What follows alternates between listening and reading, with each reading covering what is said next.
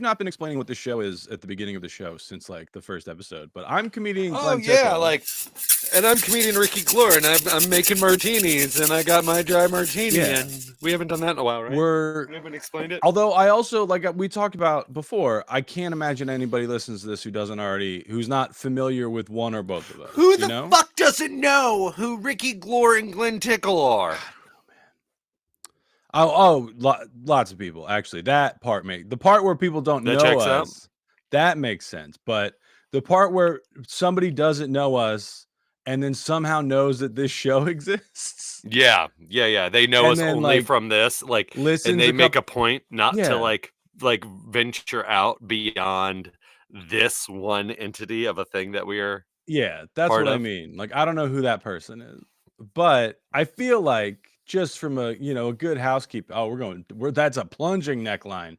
That is a late season Tosh.0 plunging V. Yeah, But yeah, we're two daddies that do comedy, dads, and we are friends. One of us is and over 40 and one of us isn't. You guess. Yeah, You make the guess. The answer will shock you, I think. Oh yeah. Yeah, because yeah. Glenn looks like he's like barely 18. Like if he was on a website, he would be like this, like with a big sucker, and be like barely 18. Glenn Tickle's about ready to do some real nasty shit. These bad boys, they do a lot of work in keeping this face looking young and fresh, despite years of hard living. You got more. That's more like a crease, That's got I don't know. I got softer cheeks. Yeah. Because that's where you store your jokes for the winter. Yeah, I just pile them all up in there like a little chipmunk. Somebody I mentioned in a TikTok, I was like, I'm 41, and then in a comment, somebody said that I looked 25. And I tell people I'm 39, and they say no fucking way. You look like you're 50. I think it's just not that there's a huge age difference, but I keep forgetting that we're just not the same age. We're just not the same. You weren't also born on April 27th, 1983. Yeah, you forget that other people are born other dates, and like I forget that other people aren't me.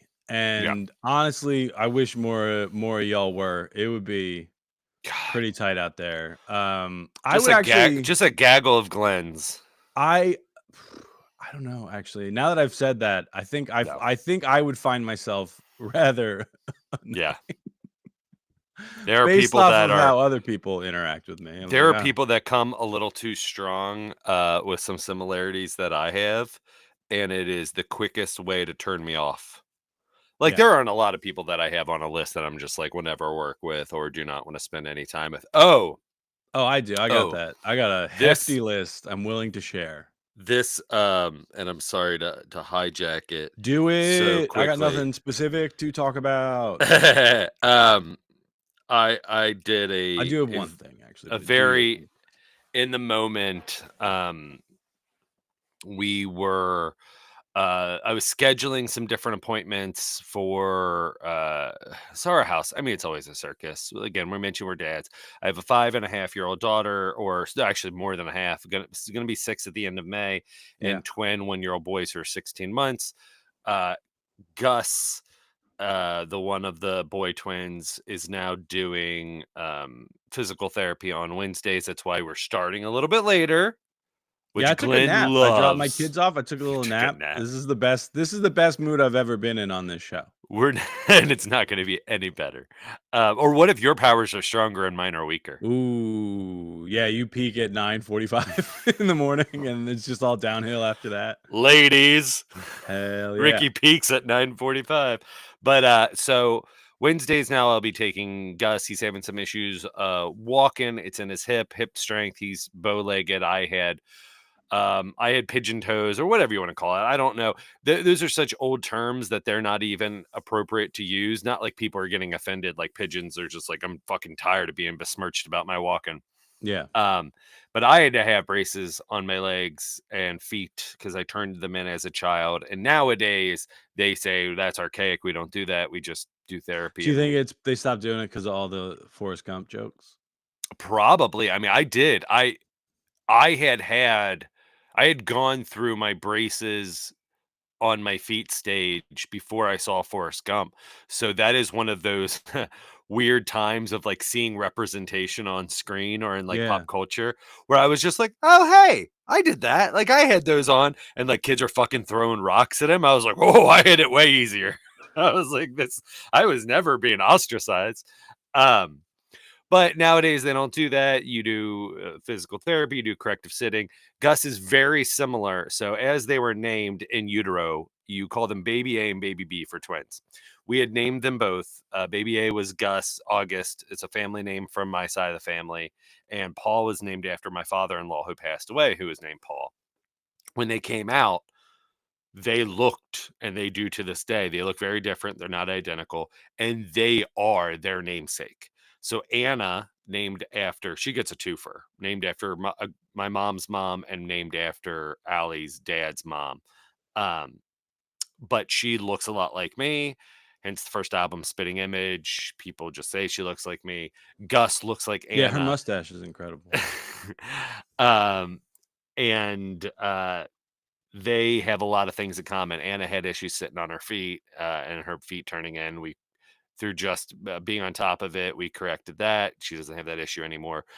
With Gus, he's having a little harder time walking. It's taking a little bit more, and the physical therapist says it's in his hips, which makes sense. Just strength in his hip, stability. Sure. But anyway, so we've had a lot of doctor's appointments with that. I've mentioned, I think briefly, because I always am not sure how much I should share or want to share. And you and I have talked about that with Anna and her ADHD and her aggression. Um, Something we've progressively have been working on throughout like the last year as it's accelerated.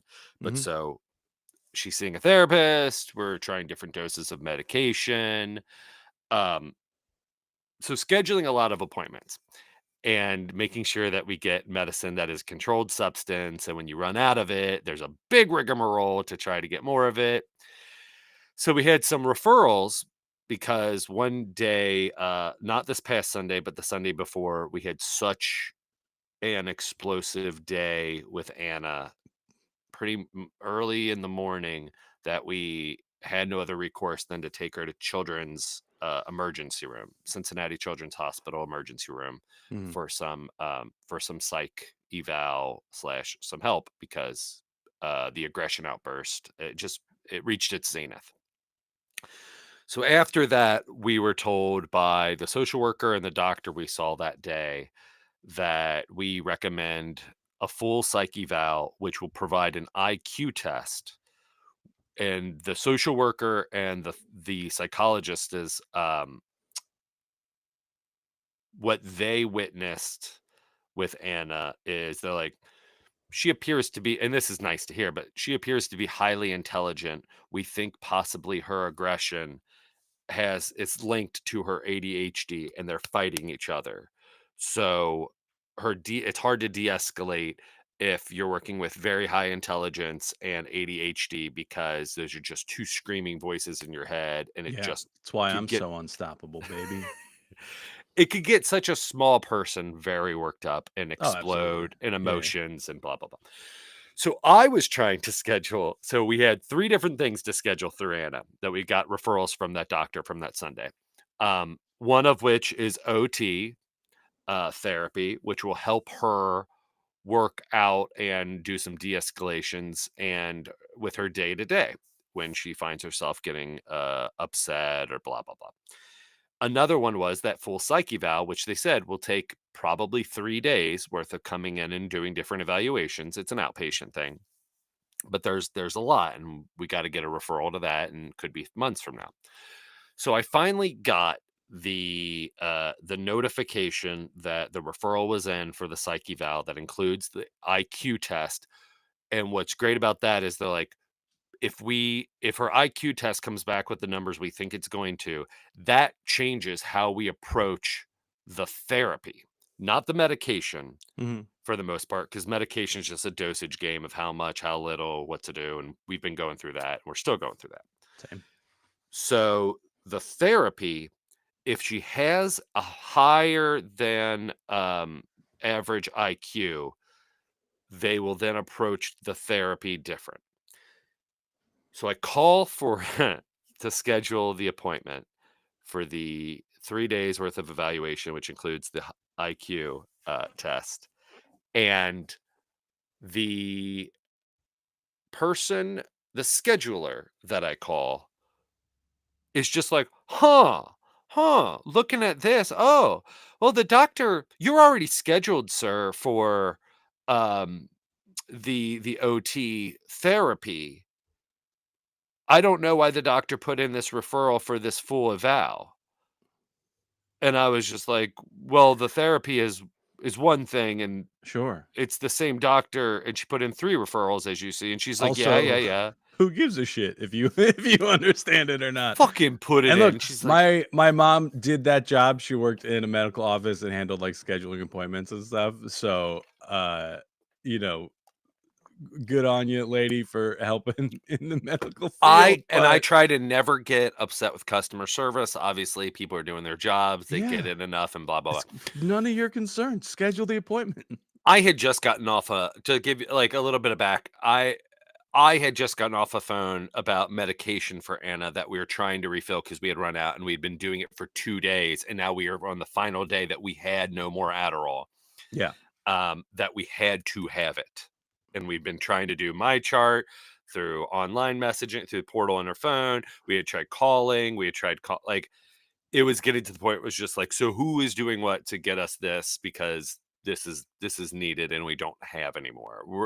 Parents aren't taking it. You gave us very little because we don't want to waste anything, because we are in that phase of trying. yeah. That's currently where I'm at with. Is like we're still trying to dial in the dose. So they You're not started. given a ton, and you cut it in Yeah, half, and you're given like 5 tablets. Great, they're that's great like for a week, but right. They're like, oh, I think the first time it was for 2 weeks, and then I had another follow up appointment. Next week was next time was 3 because like seems to be going well. We'll bump it up a little mhm, bit. I'll see you in 3 weeks. I bumped it back down last time, mhm. um, and then now I have another appointment in like a week and a half from now to like see how that's good because it's like a back down to a lower dose, but it's the extended release kind. Mhm. Um, Are you taking anything in the evening before you go to bed, like a guanfazine or anything that no. only like, okay. Nothing to Um, help you sleep. You're having a fine time sleeping. No, never. Well, that was he kept the prescriber keeps asking me, is like, "Oh, is like your do you think your sleep is being negatively impacted?" And I was like, Mhm. "Dog, I wouldn't know." Well, because now that I'm You're on the like, "That's extended the next thing." release, You're like, "Let's get to that. Let's get me during the day yeah, managed, and then we'll worry about, like, my I sleep." so when before I was on the extended release, he's like, take one in the morning, one around lunchtime. And after the first 2 weeks, I'm like, I think this is like a normal person schedule, and I'm not one of those. Like I don't need to be like paying attention to stuff at 11 a.m. typically. Yeah. And I It's was like, can okay to I be a little leisure, like, I have the comfortability of my job or whatever yeah. for things It's to be like, a little late. can I take it? Can I just start taking it later in the day? Because I work at night, essentially. And he's like, Mhm. I mean, if you take it later in the day, you're gonna be up till like 1 in the morning. I was like, I'm already up until 1 in the morning. Like Mhm. that's fine. Like, and he's like, oh, then yeah. So he kind of gave me permission to like take it on a looser schedule. But at the Because first, I was you're not a 6-year-old girl who's correct. waking up I'm at not. 6 a.m. in the I morning don't and have a having to very be rigid yeah. schedule. I'm not like getting thrown out of bed and tossed into an elementary school. Yeah. It's like I mean, I have to wake up at that time to get my children to their elementary school. But then it's like I don't know. I do like some stuff during the day. If I But have like natural baseline Glenn is able to take care of responsibilities no, without like complete like you don't need all your superpowers to get kids out of bed and get them to school. no, I weirdly like through all of my psychological problems, my children have been able to like break through of like, well, yeah, I gotta do the thing for the kid, you know. Mhm. I might not. It took me God 9 years to make the appointment for to get the prescription for Adderall that I've been on for like 2 months now. But like if my kid needed to go to the doctor, yeah, I'm on the phone with the doctor like that. Immediately. But to do an appointment like that for me, that takes forever. Doing just any of like, I mean, you know this as a comedian, but if listeners don't, like, there's just so much boring admin stuff you have to do as a comedian because you are essentially running yourself as a business, right? I mean, there's a certain point when you're starting out, it's just like a fun little hobby, but then when you do start like actually booking work and you're touring and you're doing festivals and all that stuff, it's like, oh, I gotta order postcards. Sometimes you're only as successful as your organizational skills. Yes, and mine are And you're clerical. poor. Yeah. So that was why addressing the ADHD was pretty high on the list of like things to address about myself. But now that I'm on the extended release, I only have to take one. Oh, okay. It's just the one in the morning.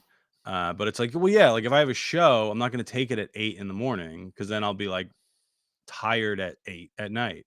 When I do this, right, like I take it in the morning before these, and then when I had the other one, I would do one in the morning, one in the afternoon, but the morning would be like 10, and then I would take it maybe closer to dinner. But then he's like, yeah, I mean, you might be up a little later. Don't take it to stay awake. Like that was his big recommendation. He's like, I know you drive a lot. Don't abuse Adderall. Yeah, like I know. He's like, I know you do. mentioned like you do a lot of long drives. Yeah.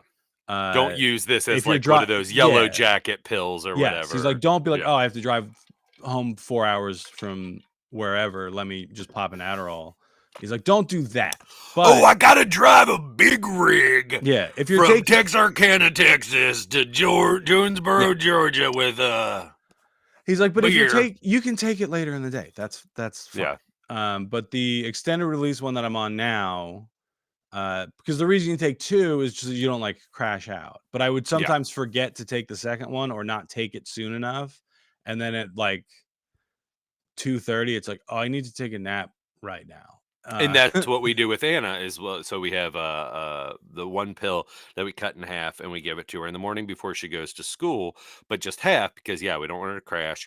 And then the other half is at noon because she needs it for then the rest of her day. Yeah. And then what we're having to do is Clonidine, which is for aggression and emotional outbursts at 4. So it's supposed to be an as needed pill, but as the psychiatrist said, as the doctor said, it was just like, it's hard, as you know, to get someone to de-escalate when they're in the process of escalating. Like you can try, but pills and medication, obviously tiny humans, if they're getting in that place, it's probably going to be hard to get them to calm down and take a sip of something and take a pill. Yeah. So we're doing Clonidine at 4.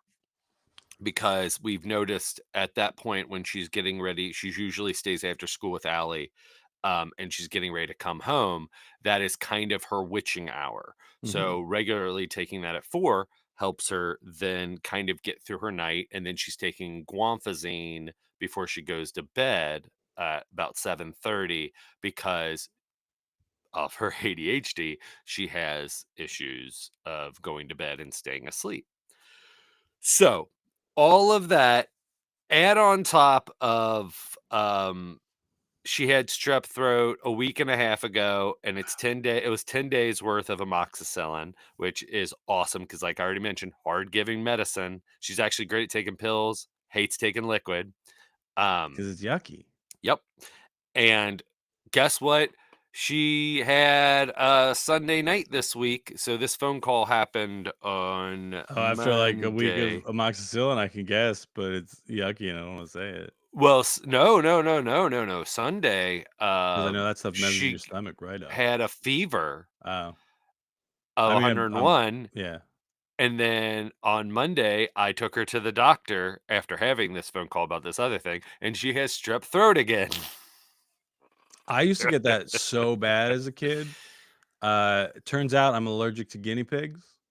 Oh, Allergic okay. might not be the right word. Yeah. Guinea pigs can carry the virus for strep throat Interesting. And you like in a kissing way them. that it doesn't affect everybody. And you like making out with guinea I pigs. just give Pancakes, I think was her name, just give her little smoochies all the time. And I would get it like I missed so much of second grade just from being sick all the time.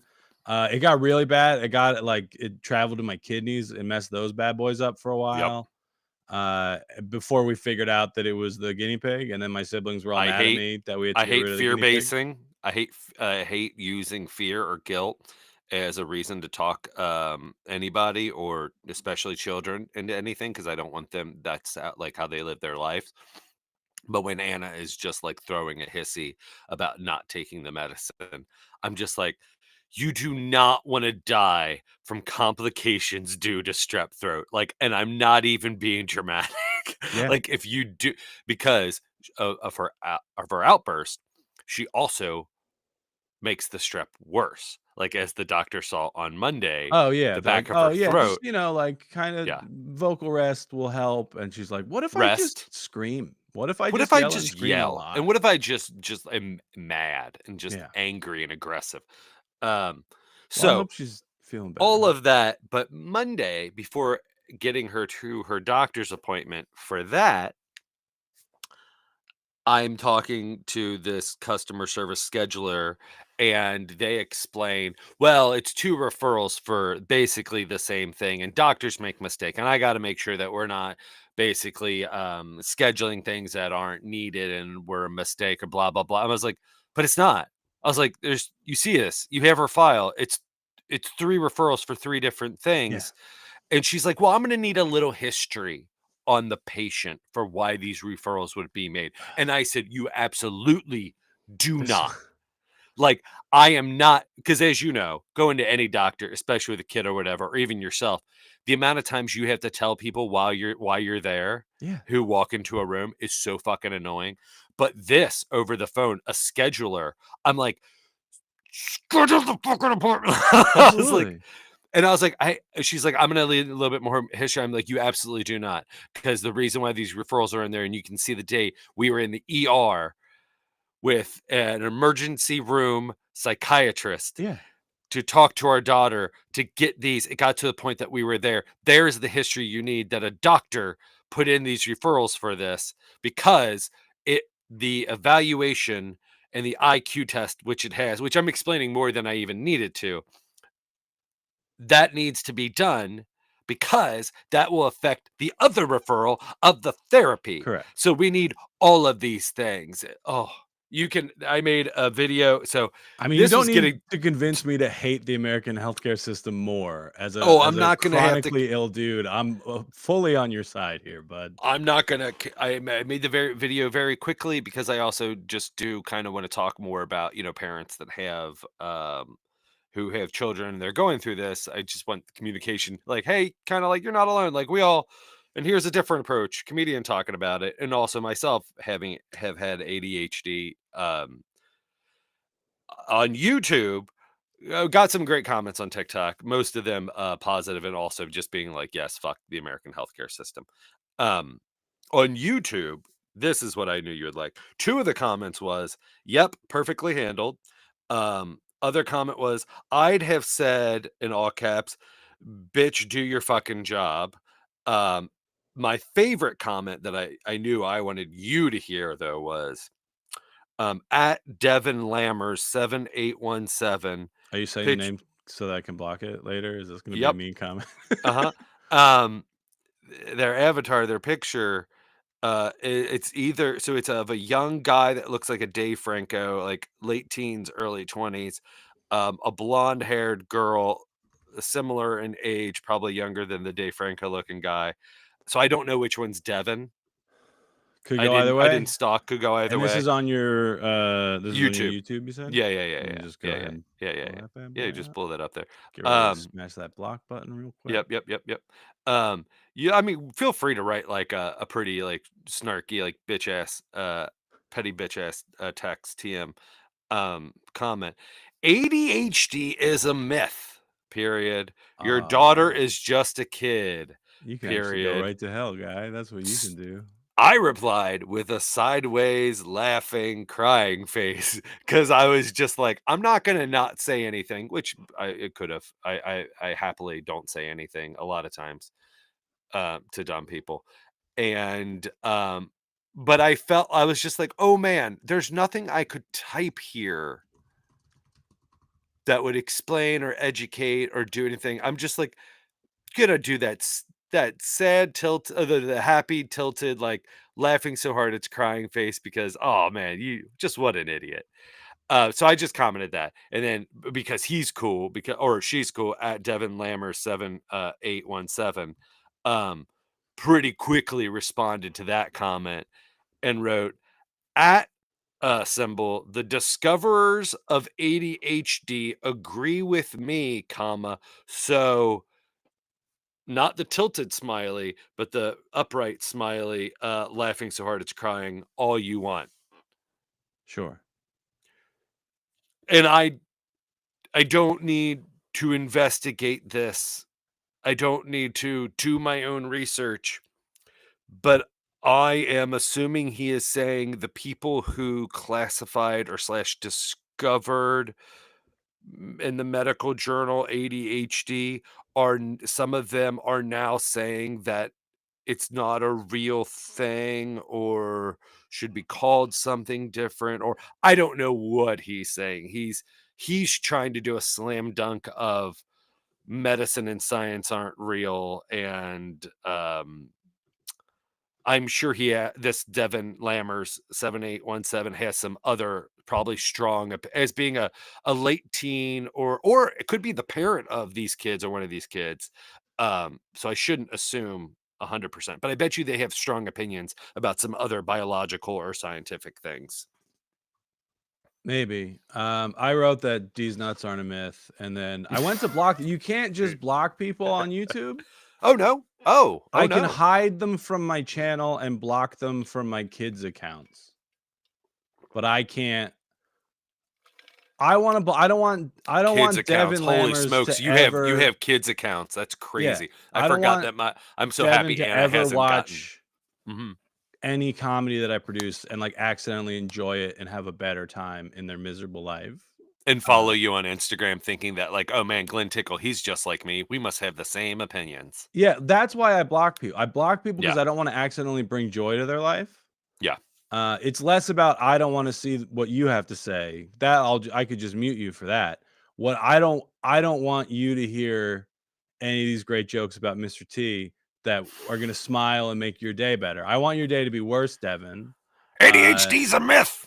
What if Mr. I T said ADHD's a myth? I don't Oh love no. that how likely that is to have happened at least once. But I hate you, I got a hot Devin. take. Yeah. Devin, you're I mean, it's gonna fade pretty quick because I'm gonna forget about you because you're literally Yeah. nobody and you don't matter to me or probably anybody else.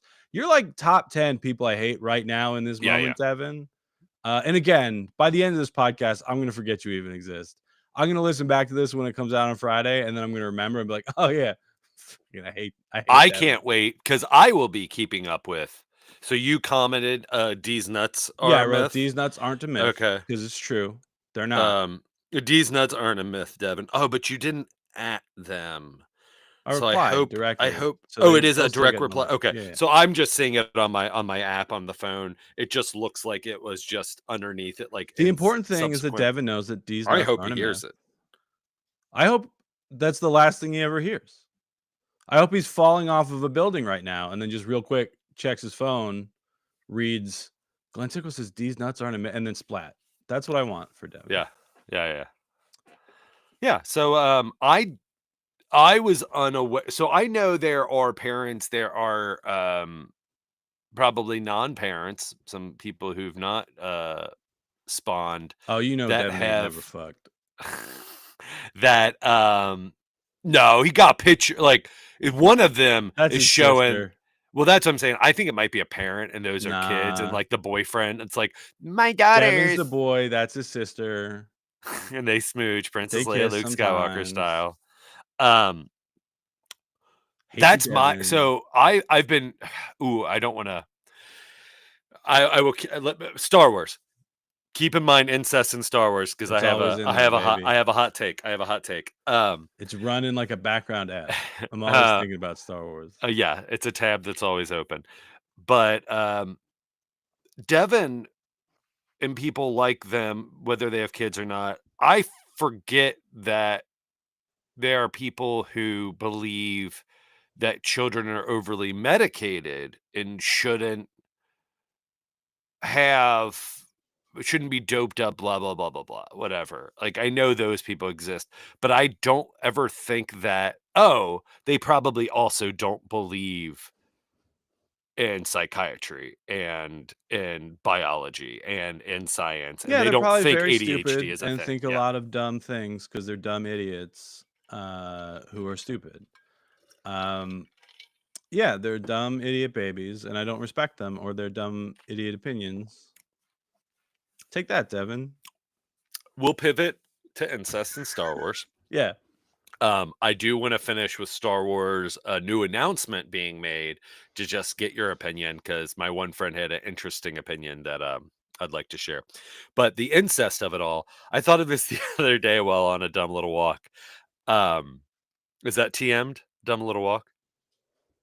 Sometimes. Isn't that what you used to call I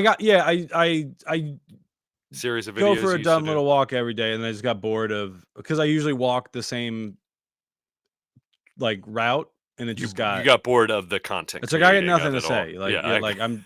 I'm gonna do a podcast with Ricky. If I do it, like I'll do it sometimes on the road and be like, oh, my dumb little walk today is in Hartford, Connecticut, or whatever. Isn't it insufferable to be doing this in public and walk around? Yeah, for and sure. see that people see you looking Yeah. like this, talking to yourself. Oh, It's embarrassing as hell. fucking Hate it. Hate it. Hate it. But this I love because. But what about Star Wars? So Star Wars incest topic is, I had this idea the other day of a reapproach, that if you were going, not even remake, just if you could choose your own adventure, or tweaks someone's intentions within the movie that already exists in their character. What if Luke or Leia straight up, Obi-Wan's like, y'all, that's your sister or that's your brother? Like, first movie says it, that age-old joke, right?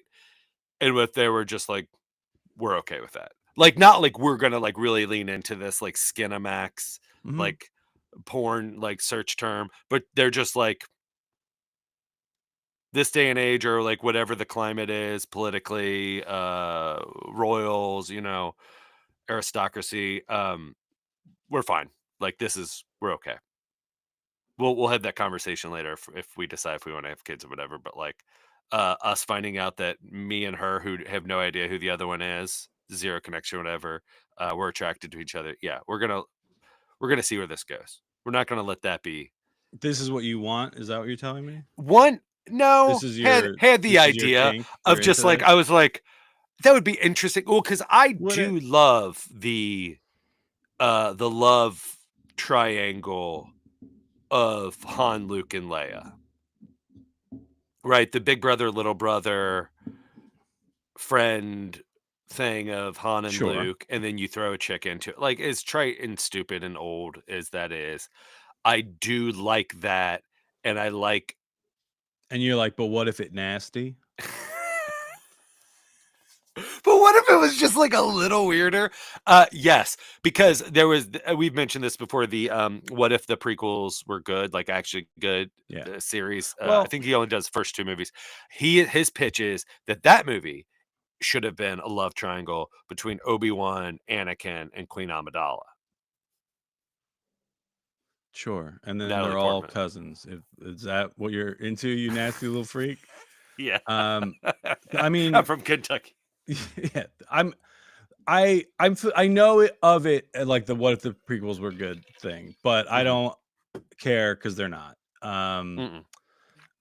So Tristan Miller, frequent topic on the show, yet to be a guest, but at some point we'll get them on. I follow him. He follows me on TikTok. I love coming across his more. I think David Cross said, like, or I think it was Marin with is it Fleming? Jesse Chris who Fleming. Chris Fleming was just like, you are who we would have called an alt comic back in the day, but you are who I think we just call nowadays just a comic, because there are more alt-ish Sure. comics, especially online and social media, than it's not like a weird like subgenre thing anymore. But like Tristan, like I love seeing his clips come by where I'm just like, oh, great. I'm glad this isn't just a dude who's doing stand up on TikTok and it's crowd work, or it's just, oh man, Dayton be like, Oh, the apps. I No, never that's just why. scroll through Tristan's whenever You he pops up shouldn't. on my TikTok. Tristan's great. I watch it because I'm just like, oh, what is what is this kind I'm of publicly on offbeat thing? record that I'm the world's #1 Tristan Miller fan. Someone in New Zealand, where Challenge Tristan you. currently lives, tried to claim the title. I'm willing to divide it by hemisphere, Like, it's unlikely that I'm getting to New Zealand anytime soon. So if somebody down there wants to pick up the slack Yeah. of Tristan Miller fandom in my absence, Yeah. that's only going to make us all stronger. Run that branch. Yeah. Get a streetwise team. You're the president of the New Zealand Tristan Miller fan club. I do not remember this New Zealand comedian's name, but they are New Zealand. You are New Jersey. Yeah. So each has their new. Absolutely. But Tristan I caught a stray in one of his videos because they were talking about our age difference, because this is true. When we were driving to Minnesota, Tristan referred to episodes 1 through 6 as the original 6 Star Wars, or as the original Star Wars movies. And I was like, you young fool. How dare you? There's an original trilogy, and then there's everything else. This dialogue works in that meme where it's the word bubbles and it's the guy and the girl in the car. And then one of them says that they don't like something. And then the next panel is the girl outside of the car and the guy driving away. Yeah.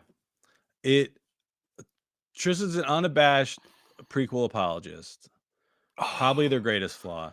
But fucking which is fine. Like, people can like different things than me. But to actively consider those movies as like a group of like, oh, well, yeah, the original Star Wars movies, those 6 movies.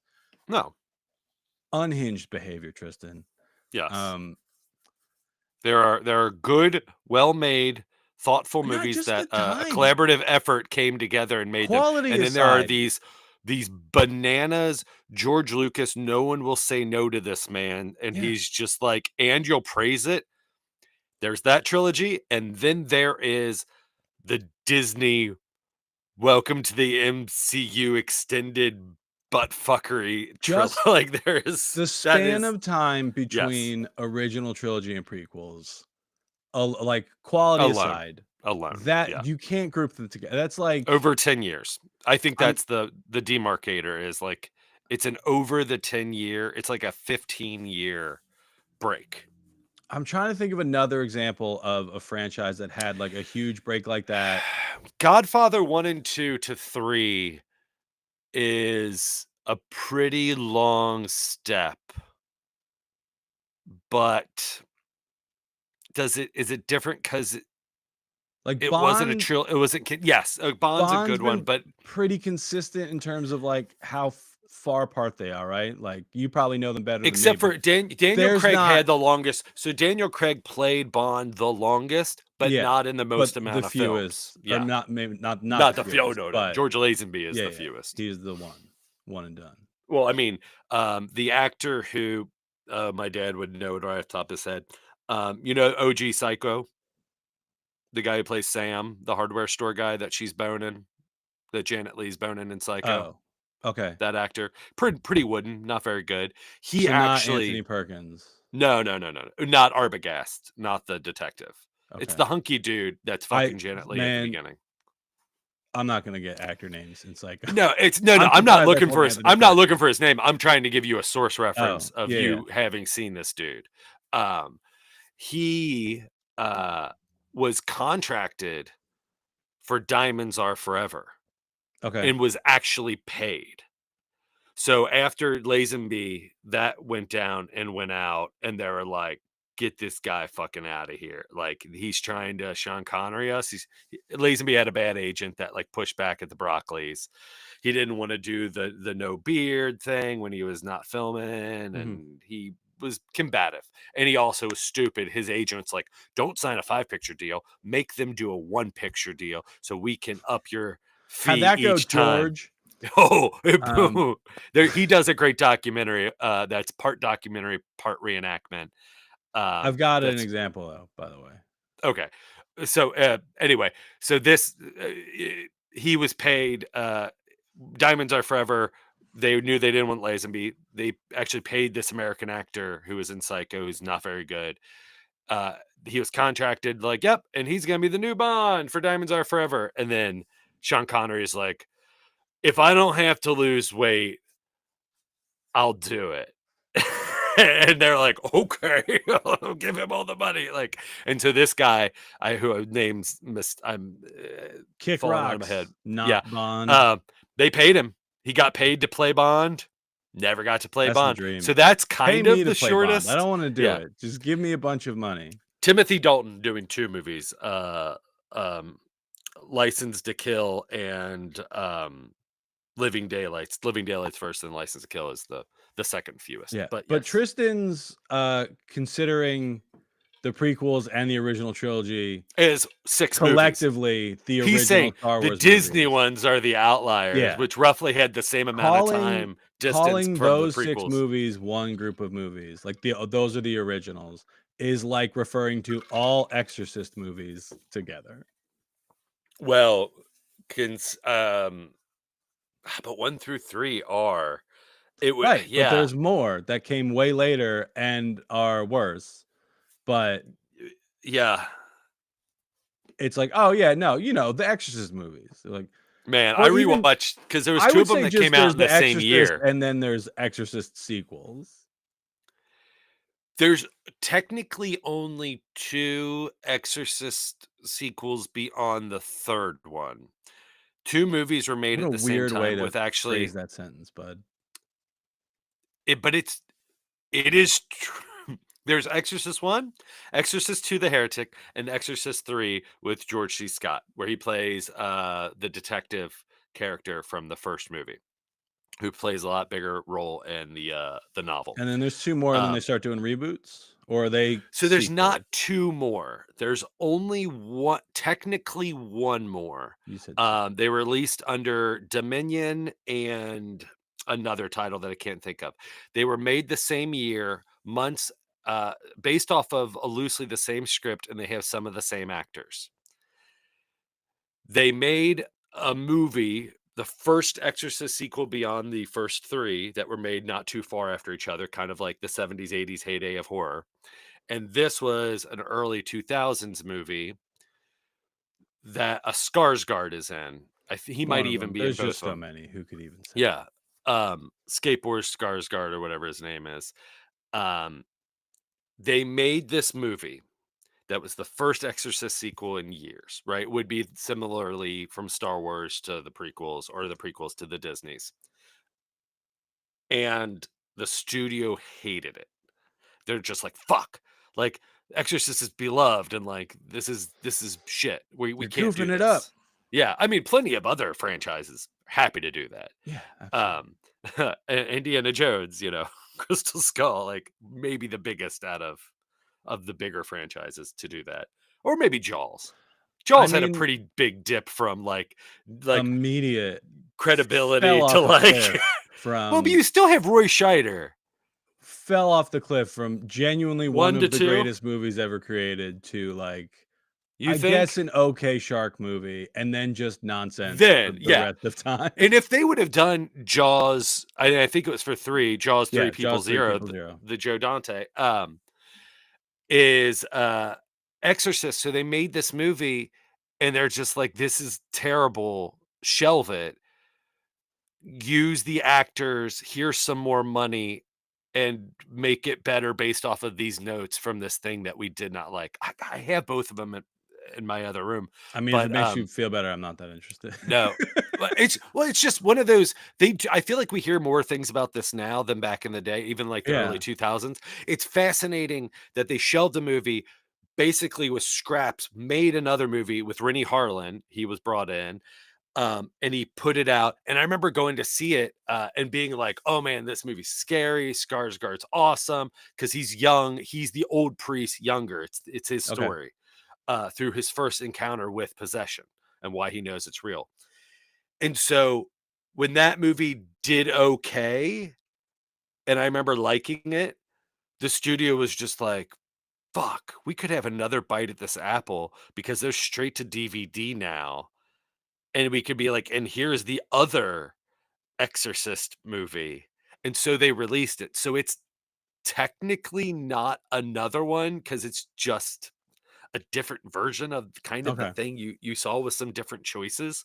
So then after that, they did the TV series with Gina Davis that Fox did. And then technically the only other sequel is the David Gordon Green one that Ellen Bernstein came back for like last year. And Yeah, now it's pretty recent. And now there's another one. Flanagan's Yeah. working on another one. But Exorcist isn't a series that does have, they've been pretty good by keeping the property a little tighter I than, just mean in terms of like time gap and yeah. dip in quality, arguably. Because that's another one where like The And that's what I was gonna Exorcist say is is such a classic, I and rewatched the then Skarsgård, and then yeah, the Skarsgård one is terrible CGI. But they did that already from Exorcist 1 to Exorcist 2. Exorcist 2 is bananas yeah, bad. is Like not good. awful. It's been, I mean, decades since I've watched. I think I've only seen the first three, uh, but the 3 is first solid. one is like, I mean, I don't. Demons aren't real, so the thought, like, it's, I don't think it's that scary, but like, it's a good movie. Like, they did a great job making My a dad is in the movie. same camp. My dad did not grow up religious, so like any of that fear Yeah, that would come from that, from Catholicism or shame or guilt or whatever, um, he was just like, "Ah, that does nothing for me." that But helped sell. I was, he's like, "It's pretty." He's like he likes Omen more for that, I of do. like, it's the son of the like, yeah, I don't either, but he doesn't think any of Yeah, those are I mean, I was scary because raised he's like, and I "There's no think, devil." yeah, Like, that helped kind of flavor it a little for me because it's like, oh, similar. it's just like they're referencing a book, like it's like, oh, okay, Yeah. I'm familiar with what they're talking about this church stuff, having been a good little Catholic boy Yeah, the for universe of just like when the first if couple of they years there. yeah, if someone's talking about in a Marvel comic book that's not Fantastic Four, they mention the what is it, the Baxter building, Yeah, you're gonna be like, "Oh, yeah, yeah, you do the Leo yeah, meme pointing at the TV, like, yeah. yeah, I yeah. Oh, I get that." I know who lives there. Yeah, yeah. Yeah. Or like Spider-Man's talking, with another science character about pin particles, and you're like, yeah, hey, Yeah. all Yeah, right. yeah, Yeah, yeah, yeah, yeah. yeah. Yeah, That, yeah, but yeah. it's You're Catholicism, which speaking like yeah. Daredevil, one of my favorite Marvel characters. Oh, they love dipping in. And Yeah, yeah. oh boy, is there so much Catholic stuff in Daredevil. Because the Because devil is in the yeah, yeah, yeah. name. Like, I mean, it's baked into the character from like day one. He's just like a Yeah. very good little Catholic boy. So all that stuff is like, oh, like I connect to him on this level of like, yeah, I was also raised. I mean, my dad's not a boxer, but I also Oh, wasn't and in not a a horrible liar accident. and not a gambler. Yeah. Yeah. I also, I don't have superpowers. Although the other thing that I relate That's not to, true. That's not true. a You're huge not hog is not a sure. superpower. It is Oh, just I was like, gonna say your comedy skills. mm, I don't know if it counts. The The satiety, pretentious moment. That is like you thought about it, like, I am he's pretty right. good, but I maybe am it's not great a at comedy. superpower. But in the Affleck movie, Yes. they do it in Man of Steel too, but I like it really. I think that was, I remember seeing it in the Affleck Daredevil movie and like really connecting to it. The scene where the kids where little devil, little Yeah. Murdoch is at school and Little everything mad. is too loud and Yeah. bright, and like they do weird camera stuff, and he's just like so overwhelmed.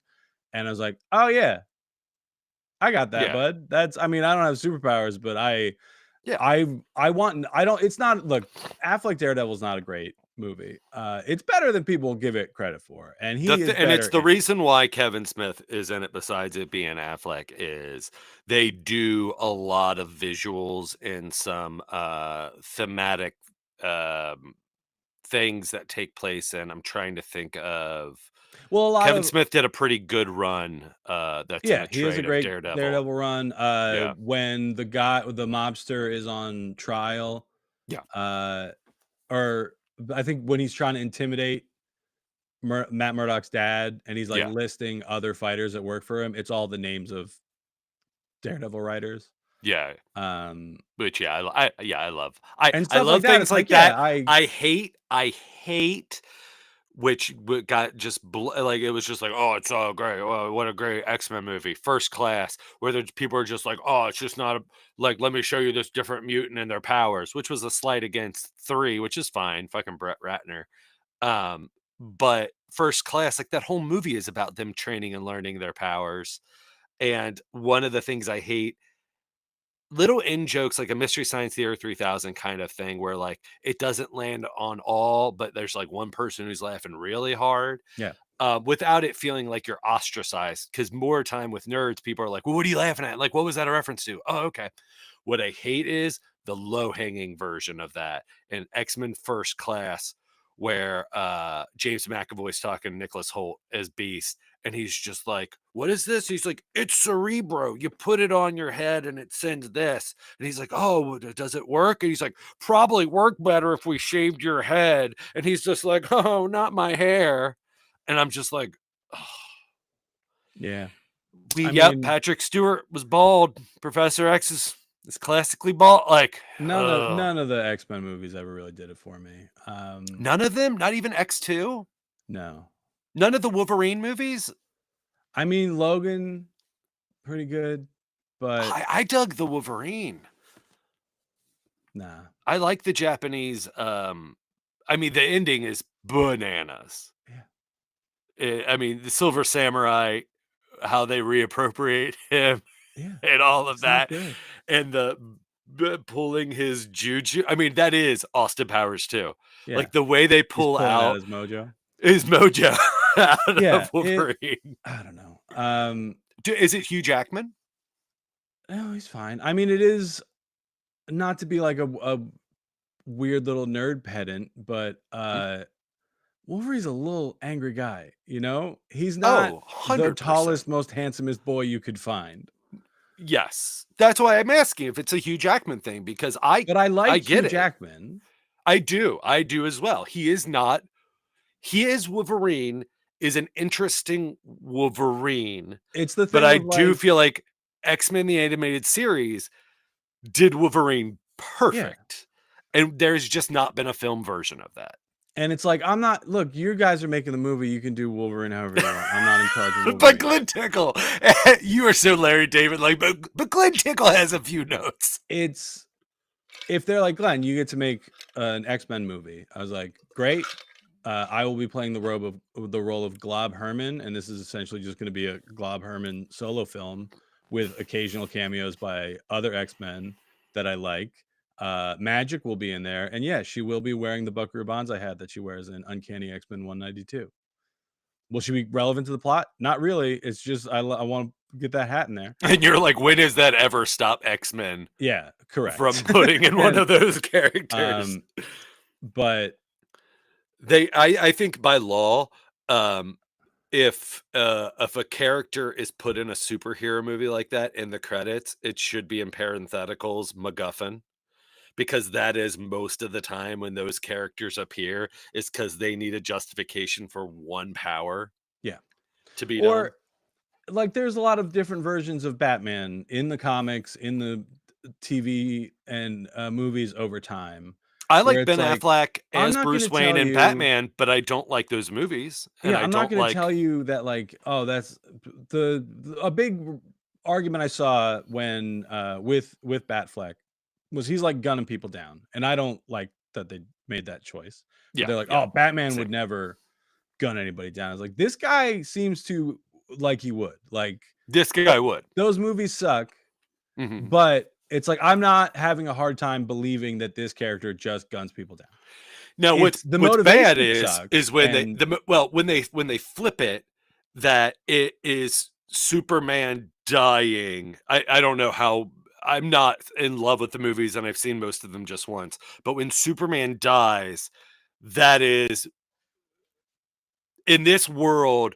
He has a Robin that's been killed. We don't know necessarily how. It's alluded to. It's Jared Leto's Joker.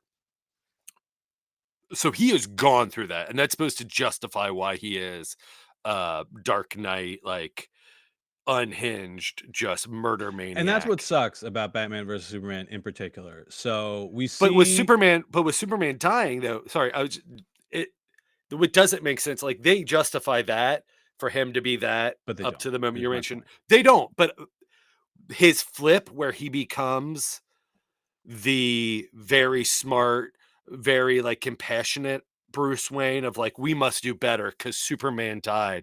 And then he like takes Barry Allen under his wing. Yeah. And he's like, yep, I will not be dark and brand people anymore and mow them down. I mean, Snyder's made the point. He's like, look at, Detective Comics 39. Batman has a gun. He's shooting a gun from the Batwing. Oh, yeah. It's fine. If that's, it's like he's used them in the past. Like it was a later decision. Like it's fine. I'm like, I mean, again, you're making the movie, not me. Do whatever you want. I don't have to like it. But the thing that sucks about that movie is we see Bruce Wayne's parents die again. A thing literally everyone knows. Like my mom knows that Bruce Wayne's parents get killed in an alley. If I ever have to see those goddamn pearls hit the pavement one more time, I'm gonna just walk out of whatever next movie does. It's white shiny pearls, and it's a dark alley. So the contrast. But what that should have been is Robin getting killed. Mm-hmm. Like you see the framed, the mounted Robin don't get Martha. suit. You don't get them. You don't need. That's the dumbest part of the movie. You don't need that at all. That's everyone makes fun of that line because I looked around myself because I thought I was missing something. Because I've lived with these things in almost every iteration, comic, television, George Reeves, the Kirk Allen. I mean, I watched the Kirk Allen serials growing up. I watched on a bootleg the unbroadcasted Superboy live action attempt that they did after George Reeves passed because they were just like, oh fuck, oh fuck, oh fuck. And then for better, they didn't release it. I've seen Super Pup, which was another live action, but with puppets. But not, gosh, it was like mascot like outfits. And it was Superman, but it was a dog that was like I have seen so many dumb I love the Spider-Ham comic books. Mm-hmm. Like I have seen so many things that I've heard all the names, the Kents, the Waynes. You just never realized that both their mom's name is Martha. No, I did. So when that happened in the movie, I was like, they're making this like it's a thing. I looked around me to be like, this is common knowledge, right? This isn't a big reveal. Like, who is this for? Felt like beating someone to death with my bare hands, and which you have done. If I'm beating someone else to death with my bare hands, and they go, Pam, I'm not gonna stop. I'm gonna keep punching them until they're. Why would you mention my mom? Now I'm even more angry. My mom. Yeah, like keep Pam's name out of him. That would infuriate me more. You would Will Smith keep Pam's name out of him. But the thing, so the one thing I've always said that Zack Snyder is good at is converting a comic book panel to a film shot. Like 100%. You look at. He Sucker does it Punch a lot. was beautiful as a music video / comic book. The movie was insufferable. This is poo-poo. But like Watchmen, like there's problems with that movie, but it's like he did a good job of making the thing in the comic book into like visually alone. Dawn of the Dead, like, specific shots is really good. Like this panel looks like this, and like great. That's not a skill I care about, but you're very good at it. And but the characters are good though in Watchmen too, I think. I mean, a bit, but maybe it's just the actors are Batman, good. The actors are great. They cast the hell out of that thing. But in Batman versus Superman, we see Bruce Wayne's parents dying again because Zach was like, well, let me do the thing where I take a comic book panel and put it up on a movie screen. Mm-hmm. What are some iconic Batman panels? We've got the Wayne's dying in an alley. We've got the Robin suit from Death in the Family just in the case. Mm-hmm. There's a couple other ones. It's like, right, but what you didn't do was establish Robin as a character and then take that away from us. You're like, okay, I get, like, me, a dork, I was like, okay, so I understand where this is. Like, I understand the headspace Batman is currently operating in. But again, like, to use my mom as an example, she doesn't. She doesn't see a Robin suit in a case. She might recognize it as a Robin suit because I dressed up as him a lot as a kid. Mm-hmm. But she's not gonna be like, okay, so this is probably after the Joker. So Headspace Batman. What do you think is, you just said, Headspace Batman. Is it suit and first presentation of how you see him in the property? So like not even just evaluating like a director, like Tim Burton's Batman. Obviously there's a certain feel. No, but if you tell me this is Batman after Jason Todd gets killed by the Joker, so you're as saying a point of reference, narratively, like, okay. So but I'm saying like visually seeing, like, I knew Batfleck, like just from the first photos I saw of him as Batman. I'm like, without knowing any of the story or whatever, I was just like, I have a pretty good idea what take they're doing Batman. Like, he's gonna be violent. You get it. Yeah. And it's Zack Snyder doing it, so like, right. The worst version. Superman had already snapped a dude's neck. I hate that movie. That is another thing I will defend. When people I disagree. Are like, oh, Superman would never kill. In that movie, if you take all of your knowledge of Superman away and watch that movie again, that character absolutely makes that decision to kill Zod. Like, there's no question. I don't think I would agree with you. Movie about Superman where he kills someone. No, you don't have to defend. Yeah, no one's making this political ad where they're just like, Glenn Tickle says he thinks people should make Superman movies where he only kills children. Like, I get that. You shouldn't do that, but if that's what you're doing, I would agree with you if it weren't for the way they handle Paul Kent. Oh, the worst, dumbest way possible? Sure. That's what I'm saying. I would agree with you with the movie, the Superman, the son of Jor-El, the Kal-El, the Henry Cavill, Zack Snyder Superman, even based off of the Kryptonian Avatar opening with Russell Crowe, and what they do with Zod, the tone and everything. You are right. I think that guy would snap Zod's neck. Mm-hmm. But because of how poorly Zack Snyder makes choices. Yeah, bad. He doesn't make good, but he makes real big swings. So the way there's very little ambiguity in Zack Snyder's work. Yes, subtext is not a thing. Subtlety is not a thing. But that also sometimes that's part of the biggest flaws with Watchmen. There's a lot of subtext in Watchmen that is not in that movie. No. Yes, because all he did was take the pictures on the page and put them up on the screen. And panels don't necessarily have visuals, don't have subtext. They're. I mean, they can, but they can. There's layers. But yeah, no. So you're absolutely right. But because of Paul Kent with his a great Kevin Costner, I think it was I think Diane Lane and Kevin Costner, fantastic picks as Mom Paul Kent. His Clark shows his powers by saving a school bus before it gets off a bridge and everyone dies and drowns and whatever. And so people see him do this. And Paul Kent's just like, God damn, like, you cannot, like, you will be taken away from us. Like, you will be a lab rat. You'll be studied. And Clark's just like, what was I supposed to do? Let him die?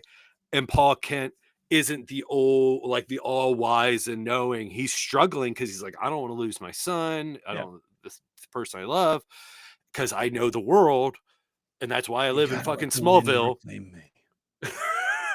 But so he's like, I'm part of this guy now. Should I have let them die? And he's like, I don't know, maybe. So it's great because it's like, well, Paul Kent. Yeah, dads can be wrong about stuff. When it's like, and he's not even putting all those chips in on, yeah, you should let them die. Like, he's like, he's like, this is too big of a thing. I don't know. I'm It's doing the weird best that you're I from can. space. I don't know, man. I've been figuring this out the whole time. I'm a farmer from Kansas. What are you talking about? You can The biggest lasers issue at I your eyes. had, was, How am I supposed to advise you with that? I got deferment because I have a weird left big toe. I couldn't even go to NAM, and I enlisted. On crop yields? I got you, kid. How fast should I fly before my clothes burn up? Kid, I don't know. You are from space. Talk to your crystal dad. Some weird things happen when I'm sleeping. Okay, cool. Maybe this is something I can help you with. I levitate from my bed. Nope. I have again, you're out of my depths already. Yeah.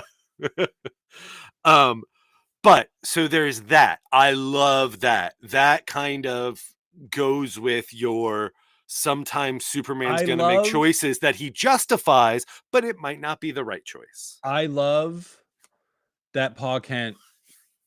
He's like, I don't, again, like it. Kevin Costner is great and is good. He's a good pick in that role, but the thing of like you can't let people know who you are, I think is something that Superman has to overcome. Yes. Like, I've always disagreed with OG movie does that real well with the whole football scene and him and Glenn Ford. Which I just watched. That it does it real quick and with like just one, like two lines, and it's just like, yeah, like, but he's like, I can do all this. Why can't I? And he's just like, yeah, you can't let people see. And so I love that. Yeah, sorry. But nobody's pointed that out. It's honest, depending on like how powerful they are. I think it's stupid that Superman has a secret identity. But you would have thought understand. Is there a series where he has actually like shed that? I don't know. Where he's just like, I can be Clark and Superman. Wants to be human and feels like he needs a human name and a human job. So like that motivation I get, but the thing of like, I can't let Lex Luthor hurt the people I love. The lady that you save every week, yeah, we figured out who you're into, bud. We know if we gotta hurt you, we're gonna hurt Lois. We've cracked the case. You know also how we know? Because there's this guy that's when you're not around, he's always with her. You're also a super powerful being from space. They'll be fine. But if you're like, I'm trying to think of a low level superhero like Matt Murdock, dog, and it's come up. There's a big thing in the comics where like people find out that he's Daredevil, but he's still trying to deny it. And as a story point, I love that. I love everyone knows you're Daredevil, but you're like, guys, I'm blind, and they're like, we don't think you're really blind. He's like, no, that part is actually 100% true. Like I loved that run, but it's like, who are you protecting? Your friend? Like. I mean, he's protecting because he's doing shit outside the law. That's what he's protecting. Right. I mean, he's trying to play both worlds of. And like, again, that's what makes it. That's why I don't think he's a great example of what I'm talking about, because that's what makes it interesting. He's like, I am a Catholic lawyer. I follow the rules. Also, some goo got splashed in my face, and I could beat the shit out of just about anybody because I met a ninja one time. I was friends with this old ninja, and now I can pretty much just beat anybody I want to death. But it's kind of the same thing as Superman. He's like, I love these people. I love these dumb little weak ass humans. I would love it if I could be one of them. I know I can't. Let me just. Pretend. He just wants to. That's what I love about Superman. He just wants to be. Not only human, he's doing the same thing, but American, because that was his entry point. He's doing the same thing everybody who goes to Comic-Con and dresses as Superman is doing. Like, you're just putting on a little outfit. Like, great. Yeah. It's fun. It's fun for him. Daredevil, it's not fun being Daredevil is not fun for Matt Murdock. It is a thing. I mean, look, you could debate like different runs. The only thing I'm gonna say is he often mentions the adrenaline of like the action and all. There's stuff. So I think there is obviously. Like Batman as well. Like there is stuff. It is fun being Spider-Man. Oh, You know? 100%. Yeah. You're 16, you get spider It is powers, you it is have not the fun being greatest Peter costume Parker. ever designed in the history He of hates being Peter Yeah. Parker. And it's Yes. like, oh, you're this big, powerful guy. You shoot Yeah. webs as you swing around, you beat up monsters. And then but then you got to go to fucking health class in the morning, and Flash Thompson's Yeah. gonna give you a wedgie, and you can't break his arms, even Yes. though you know you could and you really want to. Like It's Superman being 2.0. is the hard part. Yeah. It's fun being Spider-Man, but being Daredevil is like a constant source of conflict for Matt Murdock Yes. because he's like this whole idea. They just wrapped season 1 of Born Again. Daredevil Born Again. Yeah. Some of it really good. Other Did that parts ending, the John Barenthal apparently ending, do anything for you? I've never liked Punisher more. Okay, I like Thomas Jane Punisher. Weirdly, I'm just as a character. I don't give a shit about. Oh yeah. I'm just gonna just go around shooting everybody. That's my solution to these problems. Like that's not interesting to me. Yeah.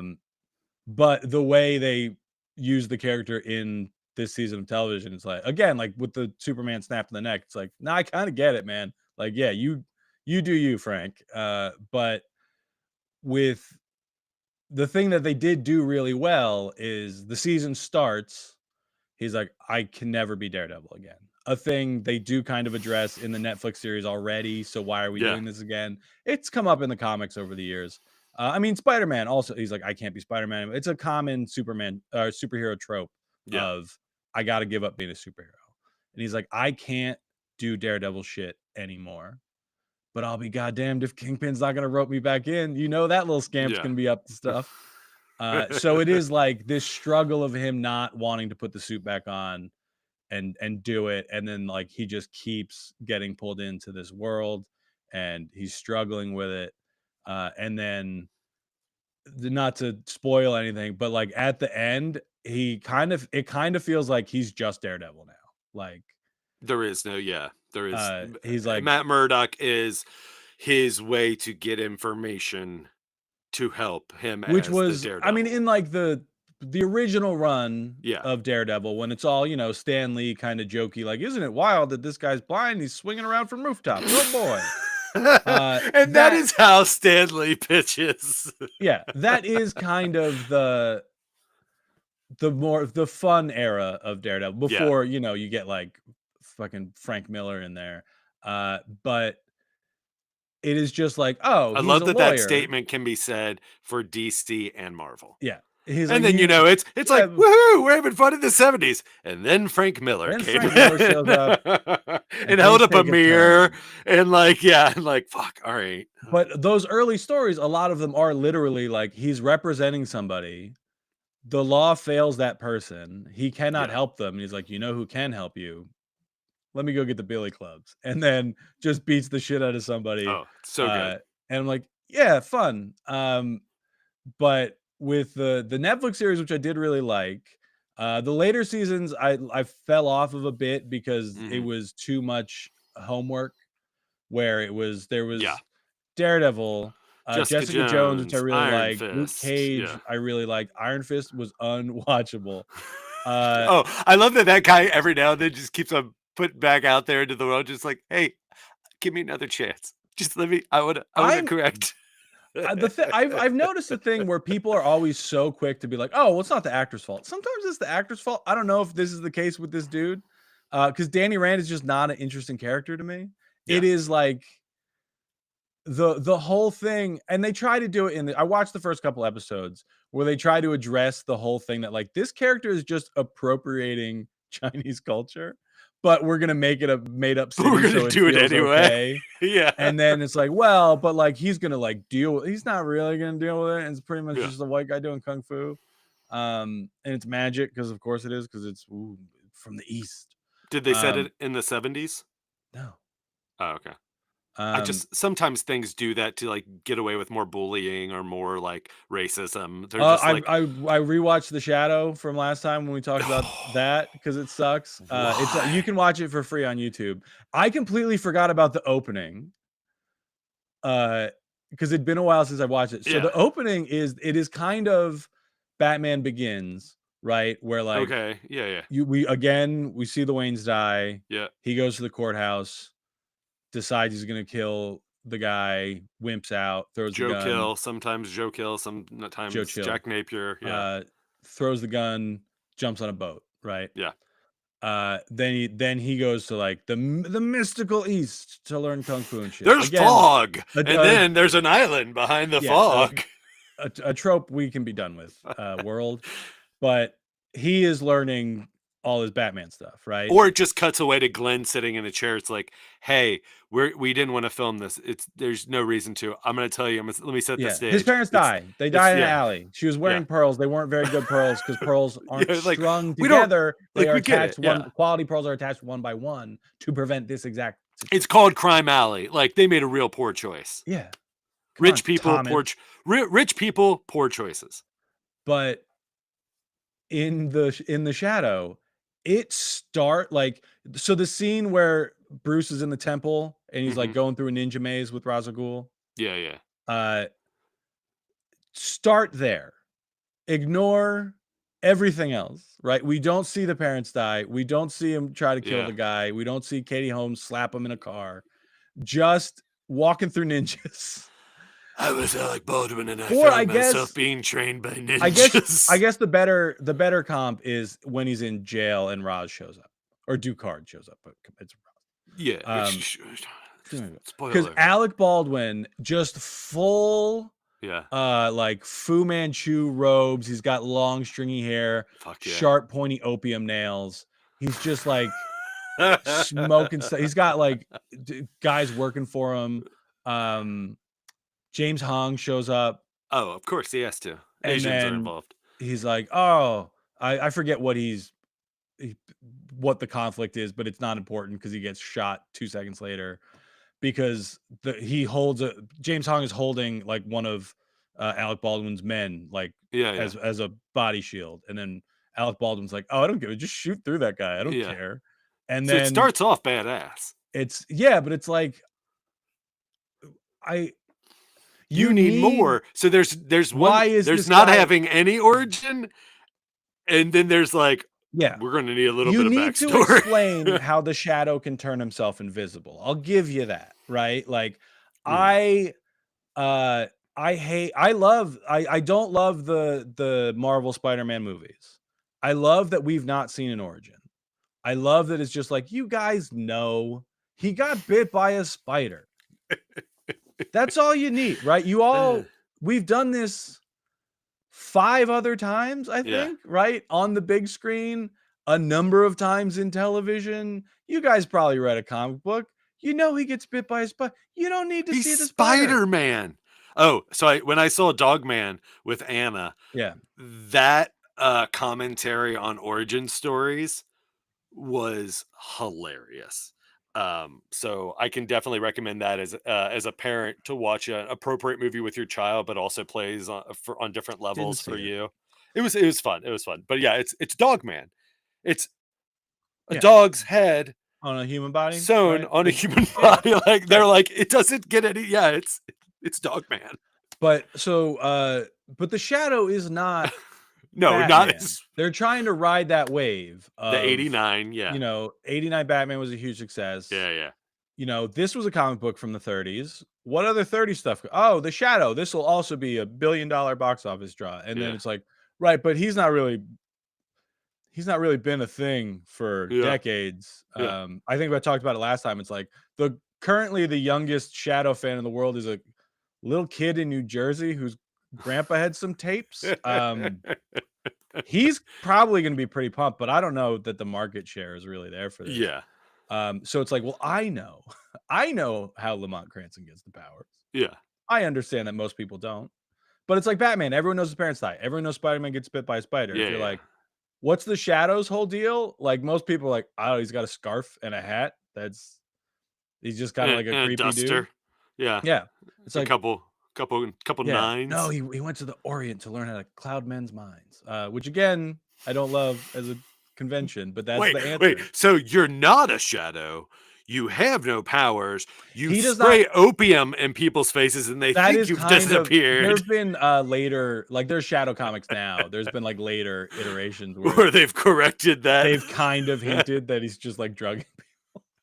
I fucking love that. But so he does not physically turn invisible Sue Storm style. No. What he does is he hypnotizes the criminals so they cannot see him. Yeah. Which He's makes Scarecrow. the prosthetic noise a little superfluous, Alec. Yeah. Alec. Honestly, the whole idea that he's got a disguise just cloud everybody's mind, man. Yeah. There's probably limits. You know, he can probably only do so many at once, but there's so many people he can hit by blowing opioids in people's faces. It goes from he is like a strung out opium addict. Yeah. He meets one guy. I forget that it's a Chinese man who I didn't look it up because I was watching it pretty late. I was like, I think this is just Alec Baldwin dubbing this Chinese actor. Like the actor is speaking, and then just in the movie, it's just Alec Baldwin's voice over him. Because the other iconic thing with the Shadow is the voice is like impactful. So he's like, oh, so he's teaching him how to do the voice. He teaches him how to, trick people into thinking they're invisible. But it's an Asian man. Yeah. With the voice of Alec Baldwin. He's talking and you're hearing Alec because he's doing the Shadow voice. Oh my gosh. But they're really appropriating. I meant to double check. I could be wrong. I was watching this at like 1 a.m, but I think that's what they did. And then it just goes to, he's in New York and he's just beating up mobsters as the Shadow. And it's like, oh, okay. Are you gonna? And then I fell asleep about halfway through. So they might have dipped back in to explain why he went east to begin with. But again, like he explains it to God, I'm blanking on his secretary's name. Every scene when we pop into the office is him being like, she's like, so just one more time. He's like, okay. So I went to the Far East where I like, okay. It sounds exactly like the underwear gnomes in South Park. It's like, wait, what's the plan? And they're like, we got the first we steal the underwear, and second and third profit. And they're like, but what's number 2? They're like, hey, what's number 2? What'd you tell them? First we steal the underwear. Yeah. Like it's so is that a could you so what do you is there a better movie there? The That's what I'm asking. Is like when you watch that movie, you're just like, well, I see what you're trying to do. But you need to explain how he does it. But he like tells, I think it's the secretary character that he like explains. He's like, I went to the Orient and learned the ability to cloud men. I'm like, we saw you do that. We know. Just tell her you're the Shadow. Like, we know what the Shadow's powers are. Because you have the money to go do these kind of things. You're rich. Because that was all the heroes in the 30s were rich dickheads. Yeah. So, does that fix that movie though? No. If you had just that answer, yeah. I mean, the movie's bad is the thing. How do you do a good Shadow movie? I don't know. Because part of it, I mean, Orson Welles' voice did a lot of heavy lifting for why people even remember the Shadow ever existed. I don't know. I mean, I'll check out some of the newer runs of comics. Maybe they're great. I think it's Dynamite that puts them out. This is a good time, an hour and 23 minutes in to do the theme, and then I will bring up my second Star Wars thing that I want to hear your hot take from. Okay, and then I do have the thing I wanted to talk about. Okay, yes. 23 minutes ago.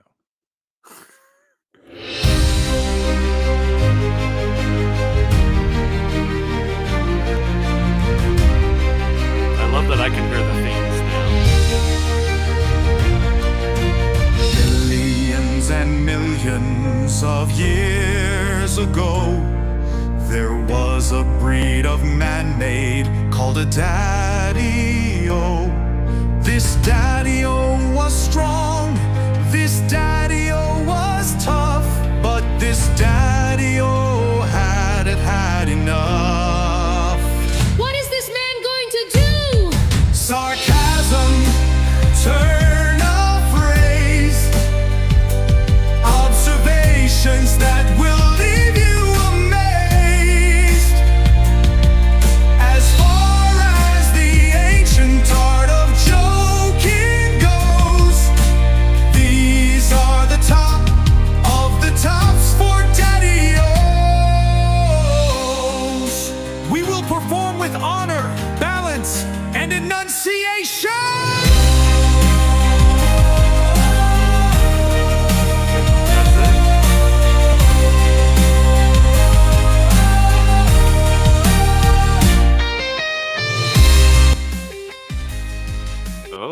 out good. Yes. I faded it out the last couple times, but I think I went too fast for it to like For it to be a So I went fade. real slow. Real slow, Daddy-O. Um, yeah, I just wanted to create something epic, as if a Yeah, ties Daddy-O's in with mythology our was. shadow chat. Yeah, I do. I think in our Superman That chat. would play over the montage of us learning the mythical power of clouding men's minds. And making them think they're laughing and that we're telling jokes, but we're Yeah. like, This isn't actually funny. We're just making you yeah. think. Honestly, It actually takes way more that is skill. genuinely a thing I like to do. Yeah. Is we've talked about it before, like the jokes that Mr. Toybato tells are not Oh, funny yeah. jokes. Yeah. What yeah. did Robot Beethoven name his Ninth Symphony Diode to Joy? Get out of here. That sucks. But I'm It's a the trick you and make you layers. laugh at it because that's Yes. fun. I will cloud your minds. I will change my voice here to make this joke sound funnier than it was, but you will know it is the end of the punchline. So what's the Star Wars thing? The Star Wars Big dog, thing woof, woof. is Ryan Gosling announced to be starring in the next Star Wars Starfighter Yeah. or whatever.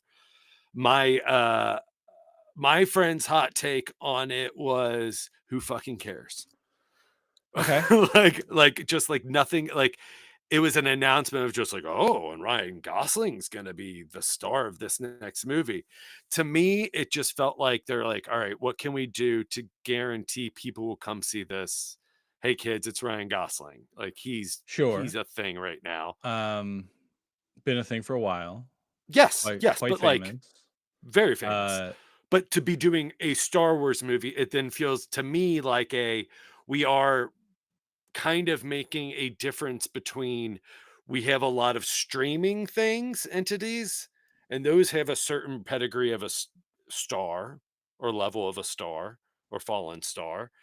And then we have movies, and they will have people like Ryan Gosling trying to be a Han Solo, maybe. I Well, don't know.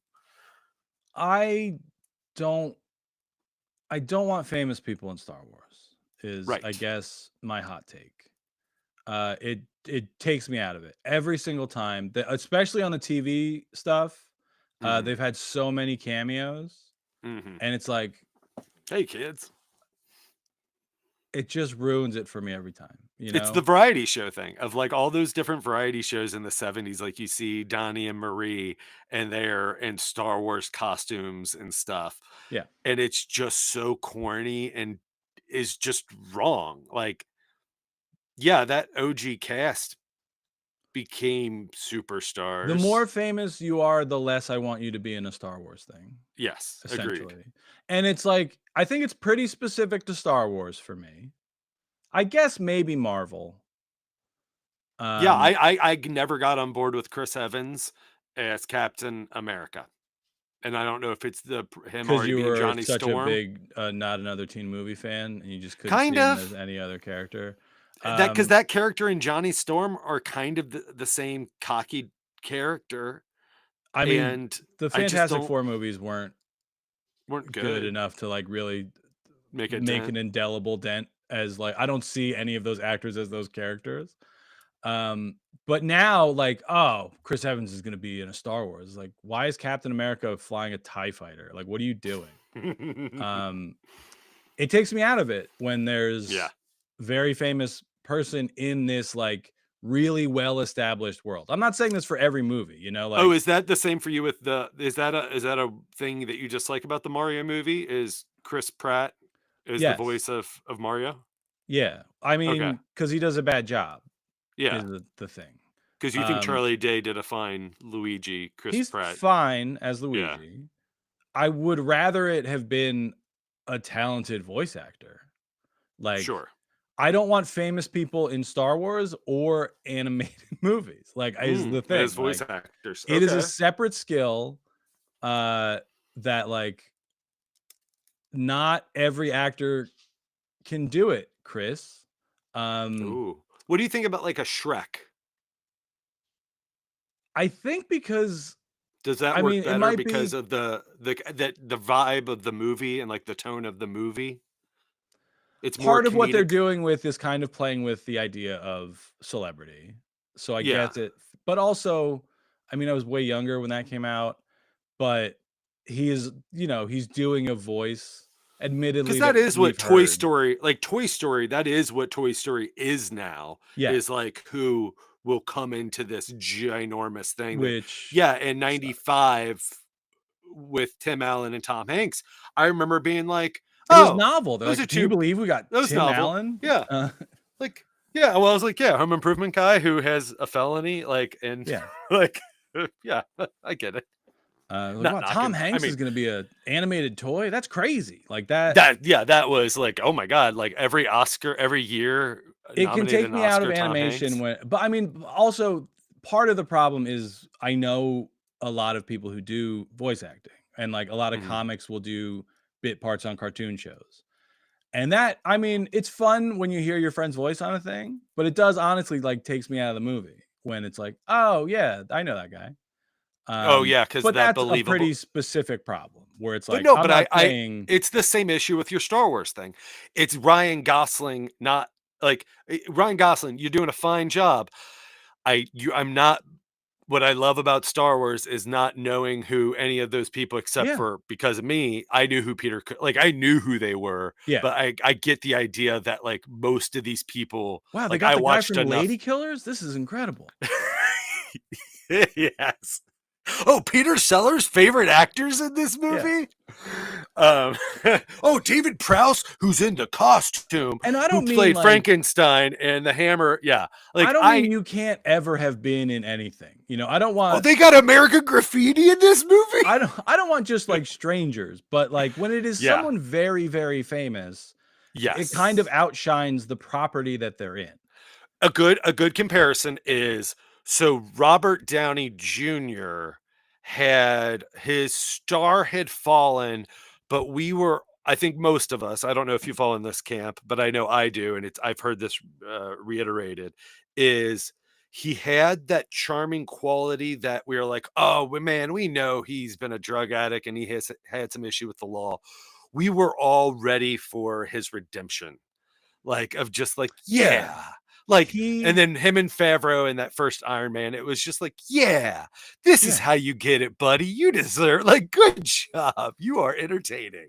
He was right. He was at a time very famous, right? He was Yeah. not when Iron Man came out crushing it like Yeah.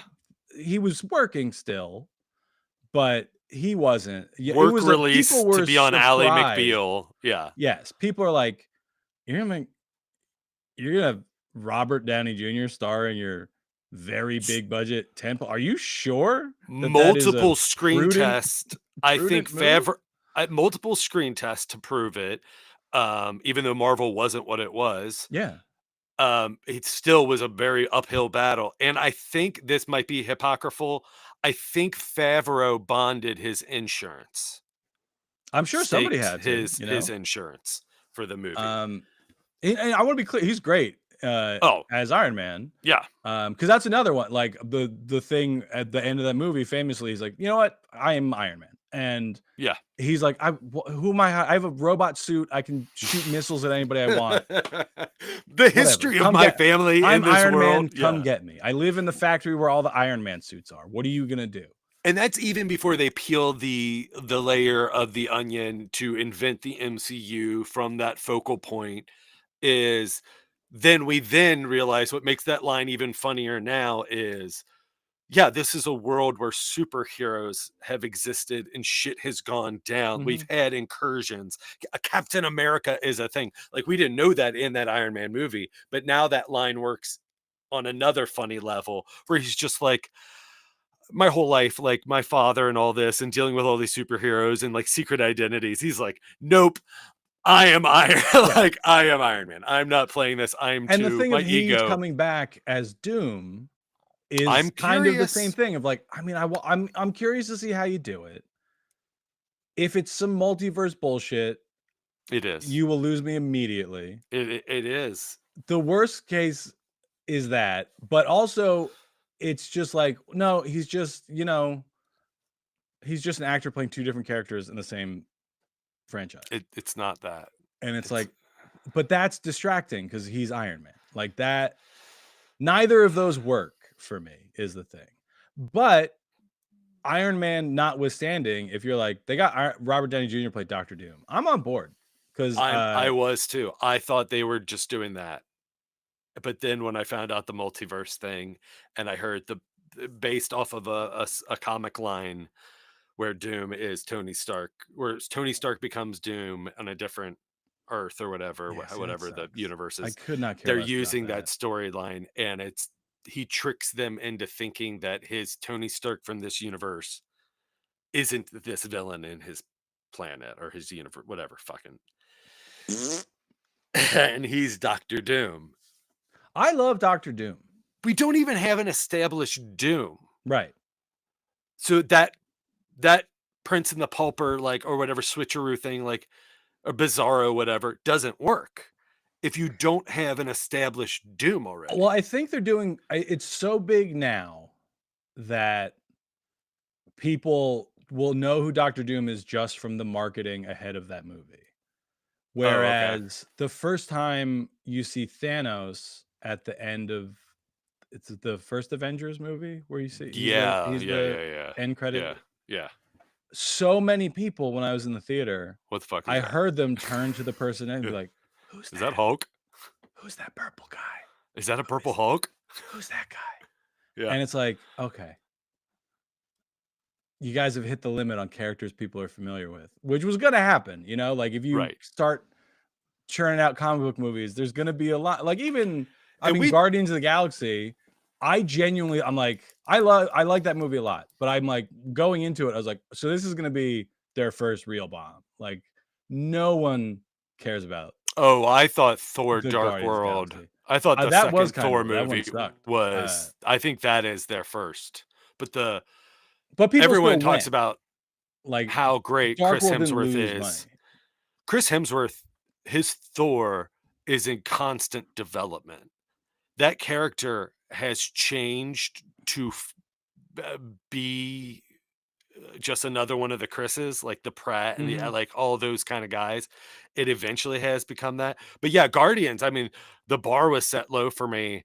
I really thought it was going to tank because I was like, no, except for the James Gunn of it all. I was already familiar with James Gunn as his work, and I was just like, I mean, part of it is what like this guy does with. It's genuinely a very good movie. Like, it's a great story. As much as I've talked about how much I hate the third one, but again, like it's not that I think the third one is a bad movie. It's there's so much in it that upsets me specifically that I had a bad time watching it. But I'm not gonna be like, oh, he really tanked it with that third one. No, it's probably very good. I just couldn't enjoy it. And like that's just more about me than James Gunn, where it's like, oh yeah, here's a movie. It's we're gonna hinge this whole thing on the idea of animal abuse. Anyway, Glenn, enjoy. And it's like, oh, actually, no. And I'm not saying like it's saying it's bad. They're saying don't do animal abuse, but the fact that there's so much of it in the movie is just like, I can't sit here and have a good time with this. Yeah. So your hot take on Goss is it's just like, yeah, you can he's be too a good famous actor for Star Wars. And and it's just like, okay, so it's gonna be a Ryan Gosling movie. Yeah. And so have you seen the trailer for Fantastic Four? Yeah.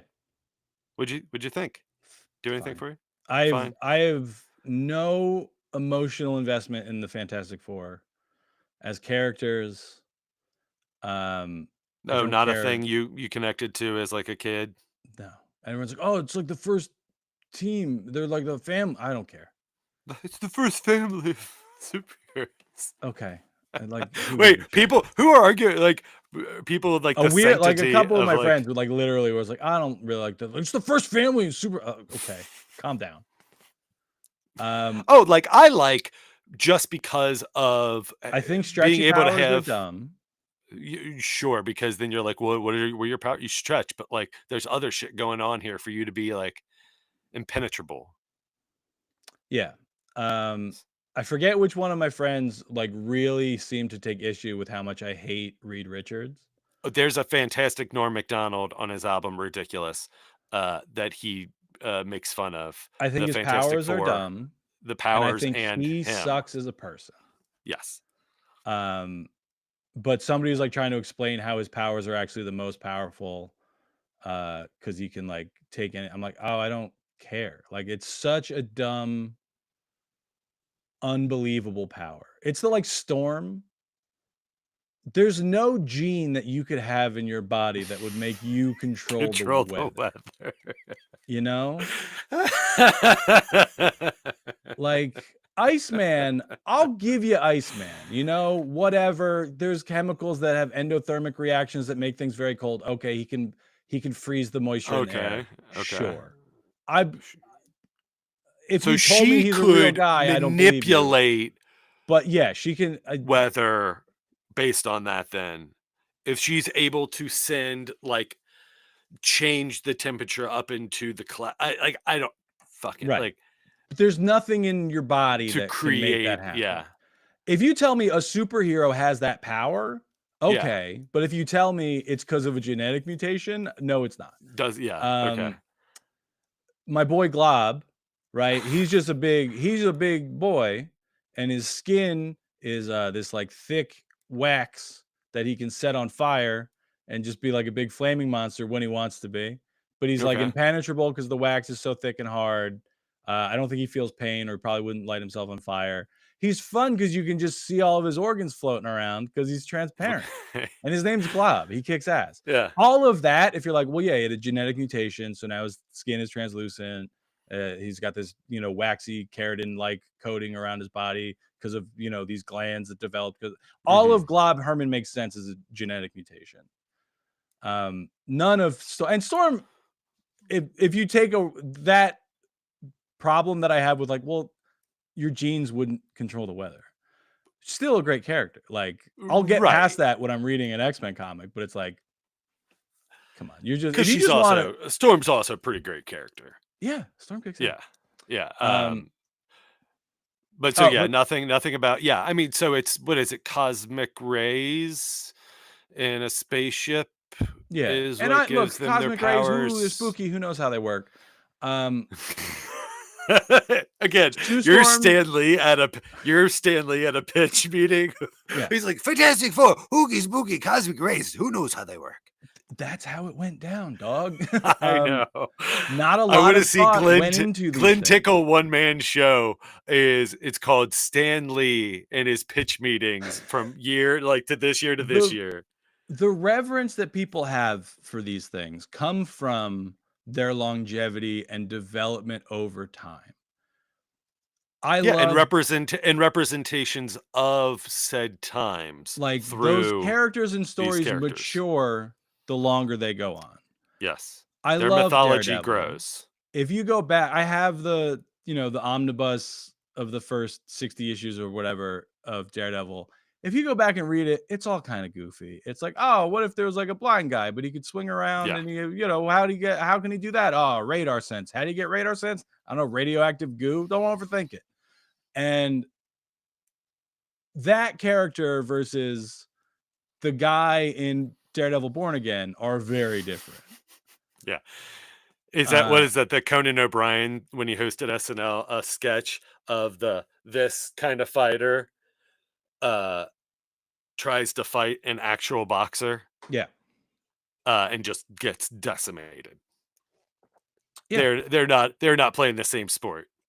So I don't know. I mean, the trailer for Fantastic Four looks fun. I'm sure it'll be fine. I might even really like it, but I'm not going in with any real attachment to the characters. Besides, I genuinely hate Reed Richards. Which would be great is if they lean into that. Because Reed is a pompous, arrogant asshole. Yeah, he sucks. They should lean into his it. power is dumb, and he's a fantastic. bad. And he kind of is a predator to sue. He sucks. I hate him. Yeah. Dr. Doom is right. He should try to destroy Reed Richards. Oh, that is one of my favorite things, and that might be why I like the Fantastic Four. Is when that happens, when that accident happens, and Reed's just like, man, sorry about it, Vic. Like, go back to less area, wherever you're from. Like, peace. Yeah. And Doom's just like, fuck that guy. Yeah, I he's like, correct. like I need to There's make sure that guy is a menace. He's there's almost lying that nothing I he hate didn't more. make any mistakes. Yeah. There's almost nothing I hate more than like people defending the bad guys in stories. Yes. Um, Same. We've talked about that. I knew we were cooked as a country the first time I heard somebody be like, "Well, you know, the Empire in Star Wars isn't even really evil." It's like, Jesus Christ. We also breed contrarians.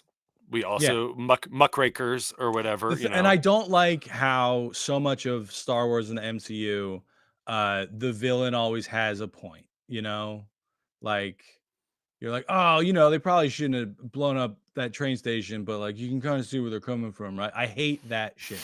Let bad guys be bad guys. But you could. In my dumb comic book movie, Yeah. I want black hat, white hat semiotics. These are the good guys. Those are the bad guys. You want to watch them fight? You're never going to guess who wins. It's the good guys. I hate that it's fallen so far from that. That doesn't mean you can't have interesting characters, but in a world currently being run by the bad guys, I don't want to be on their side, you know? You don't want to be there's good people on both sides. I think Doctor Doom is correct. Because Reed, who I already hate. No, it's not that's not all of his choices. You are not supporting all of Doom's. So many of them though. The But beginning ones, definitely. so that is why, like, he's an interesting character to me in the way of like, look, I don't like rooting for the bad guys. A lot of the time, he is clearly the bad guy, but also a lot of the time, he's just trying to kick it in Latveria and make it the best country on the planet. But a lot of those times, you know who he saddles next to way too warmly? The Red Skull. Yeah, for sure. And Like, I hate they that are dude. Right. And they are besties. Yeah, they That's what I'm kiss saying. I for don't know if sure. you want to be like, yeah, Doom and all of his platforms. I'm Like, not I support saying all. Doom is always right in everything. Yeah. But to the thing of like, wow, I was in this tragic accident with all of you, and you guys are all like, well, we're gonna get through this as a family. Anyway, Victor, go fuck yourself. As an origin story where he's like, Me and Sue are getting married. yeah, as an origin story when he's like, well, I guess I'm gonna dedicate myself to destroying my college roommate. And it's like, I'm on And board. you knew, here's my alternate Fantastic Four. So I said about alternate Star Wars before. Here's one I actually stand behind. Is you know who also would be on that train, I think? Ben Grimm. Everybody else gets a cool, awesome thing that they get to control. That's what makes him kind of, I Yeah. mean, again, I'm not interested in him as a character, but the thing that makes him kind of interesting is he's like, the fuck, I'm orange? And like, And I'm a rock and I'm big. Like, Chickless was a good pick for him, I think. yes, agreed. In the first one. Agreed. And it is just like, he does deal with the fact that Is he just dumb, blind loyalty?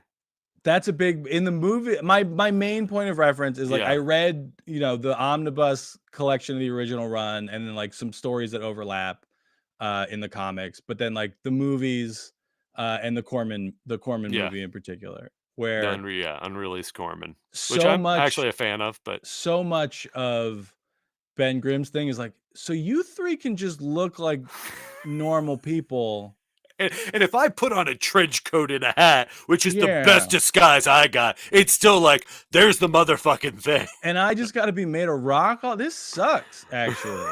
I can't fuck. Like, And I mean, there's a thing where like, and it happens, right? Reed cures him at one point.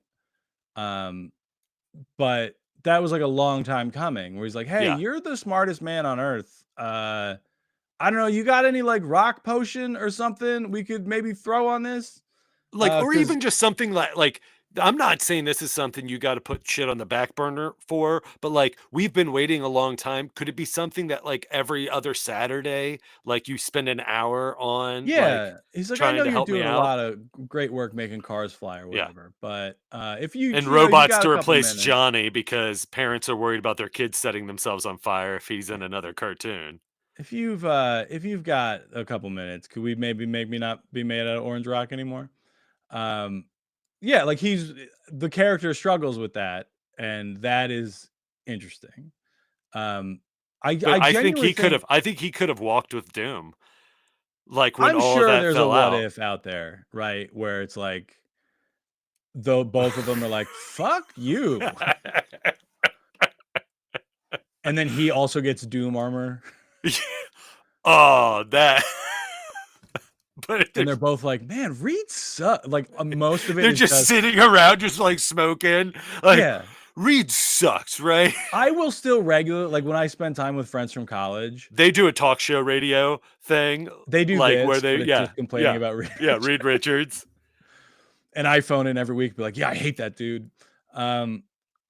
Like I will hang out with friends from college and we will be like, man, do you remember this guy who sucks? I bet he still sucks. That guy, oh man. And it's like a weird amount of what we talk about is Energy, people we didn't yeah. like 25 years ago. There's a local comedian that we do that with. That like we joke about it, and we're not always all together because like if someone's going with me opening for me or whatever, I if I have somebody different, we're not all of us together. But Mhm. with different openers have traveled with, we always clock how long it takes us to bring up this particular comedian. We're just like, sure. oh, it took 20 minutes today. Like, oh, they came up like because they suck. Like. Yeah. And then we regale like they're like, oh, remember that time he sucked? Oh, but remember that time he sucked more? And we're like, nah. Yeah, there's no shortage of that in the Lehigh Valley comedy scene either. I think that's probably pretty universal. Okay, now we have. Oh, but you're not interested in Fantastic I Four don't care movie, about the Fantastic Four other than and you having don't strong care about feelings that I Superman hate. movie, I or are you I coming will on probably board? go see them both in the theater. Okay, Maybe not opening weekend. I would probably make it more of a point to go see Superman. okay, over Fantastic. Yeah. Like if I don't know the release dates of either off the top of my head. Let's say they're opening the same day. I will see Superman before I see Fantastic Four in that situation. Yeah, I think I would. If it's flipped, too. right? If Fantastic Four comes out a month before Superman, I'll probably see Fantastic Four. The Well, this problem is a is good- I can yeah. only go see movies that I can't bring my kids to when I'm on the road. Yes. Yeah. Because my 6-year-old does not ever want to go to a movie theater again, a thing that genuinely kind of breaks my film major heart. And She'll then come back. my older daughter just like doesn't really care about the movies that I want to go see. She's 12, so it's like, yeah, I can bring you to Superman. She's not gonna want to go see Superman. You're like, you don't want to go see the new Wes Anderson silent movie that is his commentary. I kept doing. I don't know if I talked about it on the podcast. I was doing when The Brutalist was in theaters. Yes. I was doing like months and months with my girls where they're like, "Daddy, I'm bored." It's like, okay, here's what we're gonna do. You guys want to go watch you a like 4.5 hours movie about a fake Hungarian architect? And there's an intermission, so like we can get a break in the middle. And they're like, "No, we don't want to go see your boring old man movie." But then that's It's the thing is okay, like, can even you go 2 do hours something for 4 hours so that I can go see it? Go see 'Cause, it. you guys get out of school too early in the day. I can't go while you're at school unless there's a 7 a.m. screening of The Brutalist, and there's not. Yeah. I need to either see something that's incredibly sad that makes me feel like my life's not that bad, or something that's incredibly fantastical to make like give me a glimmer of hope of They just didn't even like, want to go oh, see The it's Day fun the to be Earth blew whimsical. up. Oh, I heard that's great. It is incredible.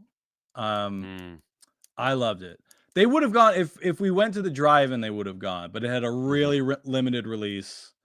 It was playing at a local drive-in, but it was still like cold out, so I was like, we went to see the Minecraft movie at the drive-in. Yeah, my daughter Anna went and saw it for a kid's birthday party, and I guess she fell asleep. I think she thought it was fine, but I can My tell like kids when she liked it. doesn't love something is like she will talk about very specific things if Yeah, she they've loves it. not talked much about it. I've So- talked more about it on this show with you than they've talked about it to me at all after the fact. They like the experience of going to the drive-in, which I admit is fun. It's not the best way to watch a movie. But if I have to bring my kids to a kids movie, I would much rather do it at the drive-in where I can get up and walk around for a little bit when I'm bored in the middle of Minecraft because they're fighting more pig monsters for some reason. Oh yeah, I like drive-ins. I I'm love them, a big but fan. not my preferred way of watching a movie. It's a Yeah. fun experience. Yes, it's not. I went and saw It's not Jurassic Park last summer at the drive-in, and I was It's like, not "This always is the best great." way to see a movie that like you want to pay attention to, or like Correct. see good acting or hear a good But if it's mix something of you've this. seen before and it's just Yeah. like a fun like it's a good time, go to your local drive-in, I saw everybody. Sam Raimi's when I saw Spider-Man, Sam Raimi Spider-Man for the first time. It was my dad and I saw that, and then Ang Lee's. No, they showed Ang Lee's Hulk first, and my dad and I were just like, "Woofa doofa!" Like Yeah. that was a mess. So And we're many like, sea cucumbers. we were like, okay, goof, and here's this new Spider-Man movie. Like, all right, like this might be real bad too. And that was fantastic. My only gripe about that is which the joke Kevin Smith made when they're in the suits. It just looks like somebody's playing with two action figures, like because Green Goblin's just in this metal suit. Yeah. But yeah, what a fantastic movie. When you're doing a this or that, like by comparison, Ang Lee's Hulk or Sam Raimi's Spider-Man, no contest. When was this? 2001? When was Ang Lee's Hulk? Wouldn't that have been 2001. post Spider-Man? It's roughly right around the same time. Spider-Man might have been the latter movie because Because it was out it had already been earlier. I'm out. just yeah. Right. But I saw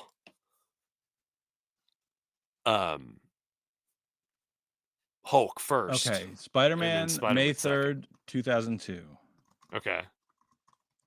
I knew it was post 9/11 because of the trailer that had Hulk's the Twin Towers. 2003. I'm just surprised that you waited that. I'm not saying I don't believe that this double bill existed or that you were there.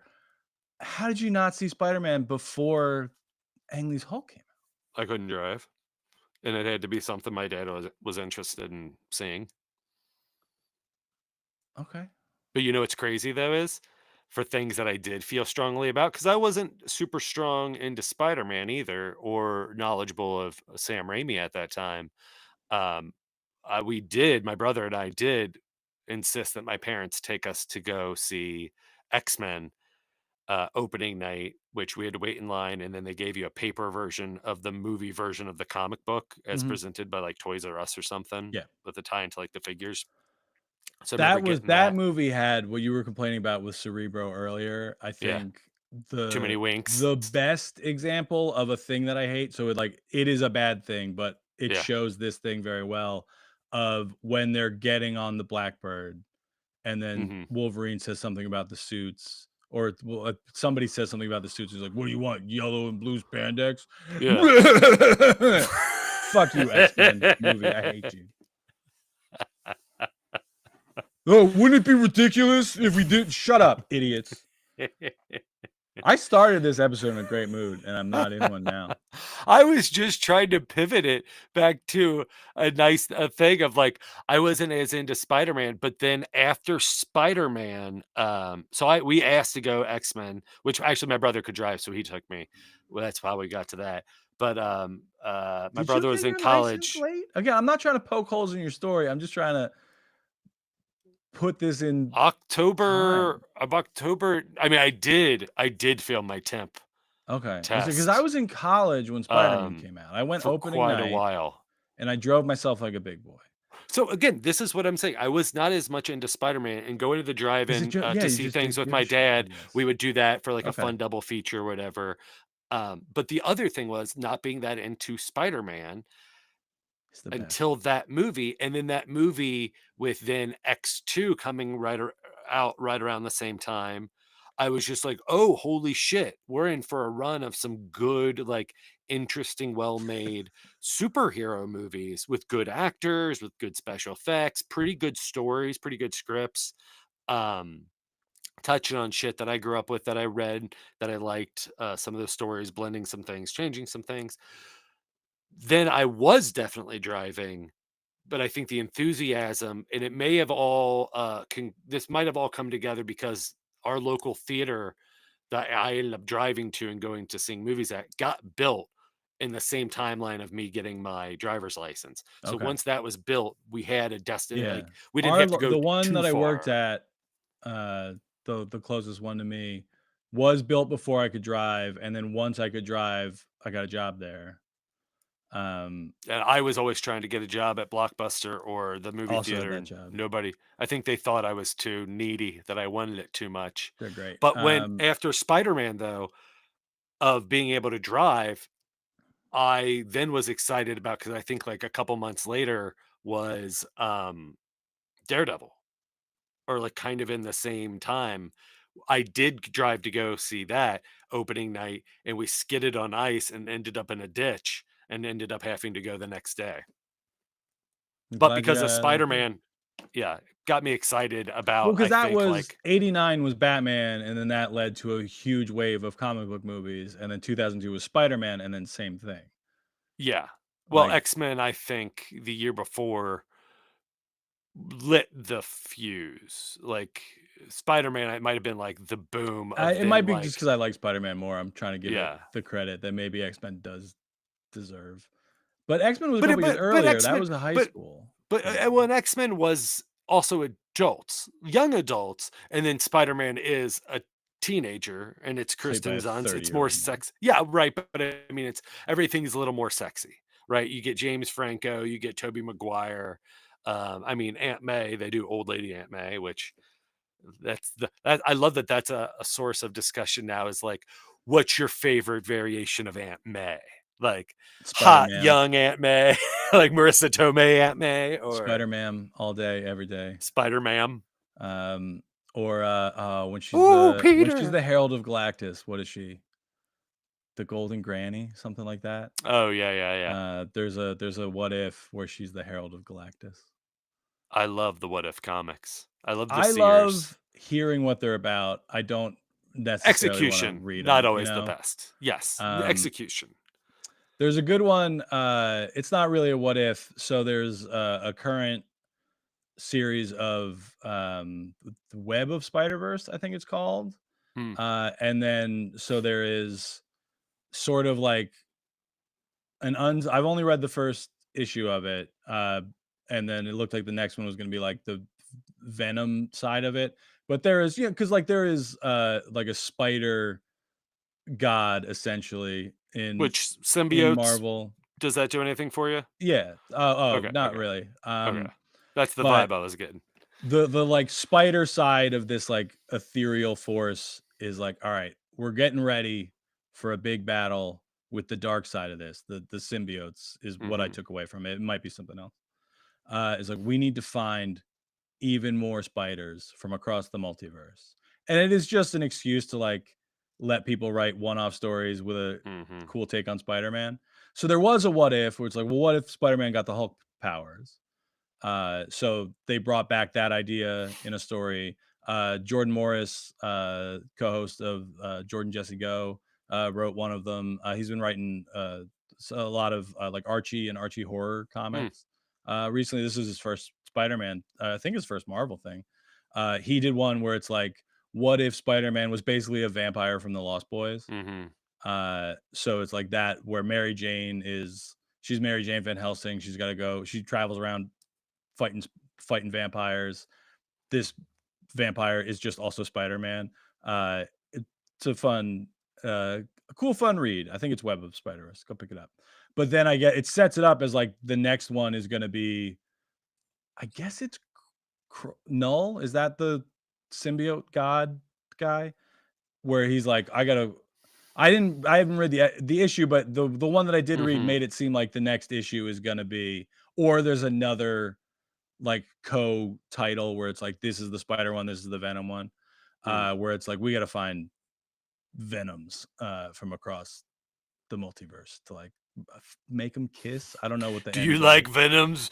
Would you like I 1,000 got it because I like Venoms? Jordan and wanted to read Lost Boys Spider-Man story. And they'll make, if it's all the Venoms, they're just doing it so they could be like, and here's Tom Hardy's Venom, and here's a real Eddie Brock, like comic book accurate. Here's the animated series Venom, and here's Topher Grace's Venom, who we all say sucks, right? Like, Because he meh, meh, does. meh, meh, meh, meh. Man, I like Topher Grace. I was rooting for him too when that we came were all out. rooting for him. I was like, I man, still contest this- that trailer makes that movie look great. Oh, if you just rewatch the trailer where it. he's sitting in the church praying, and he's like, "Please God, kill Peter Parker," and then you see like a little drop Yeah. of goo. You get like half a second of him as And then Venom. it's like, you're sweet like- dreams are and, made like, he of looks these. great, but he is so rarely being Venom in that movie. yeah. He is a lot of time. Either of them are rarely being Yeah. the dark. They're being douches. Like it's a series of douches.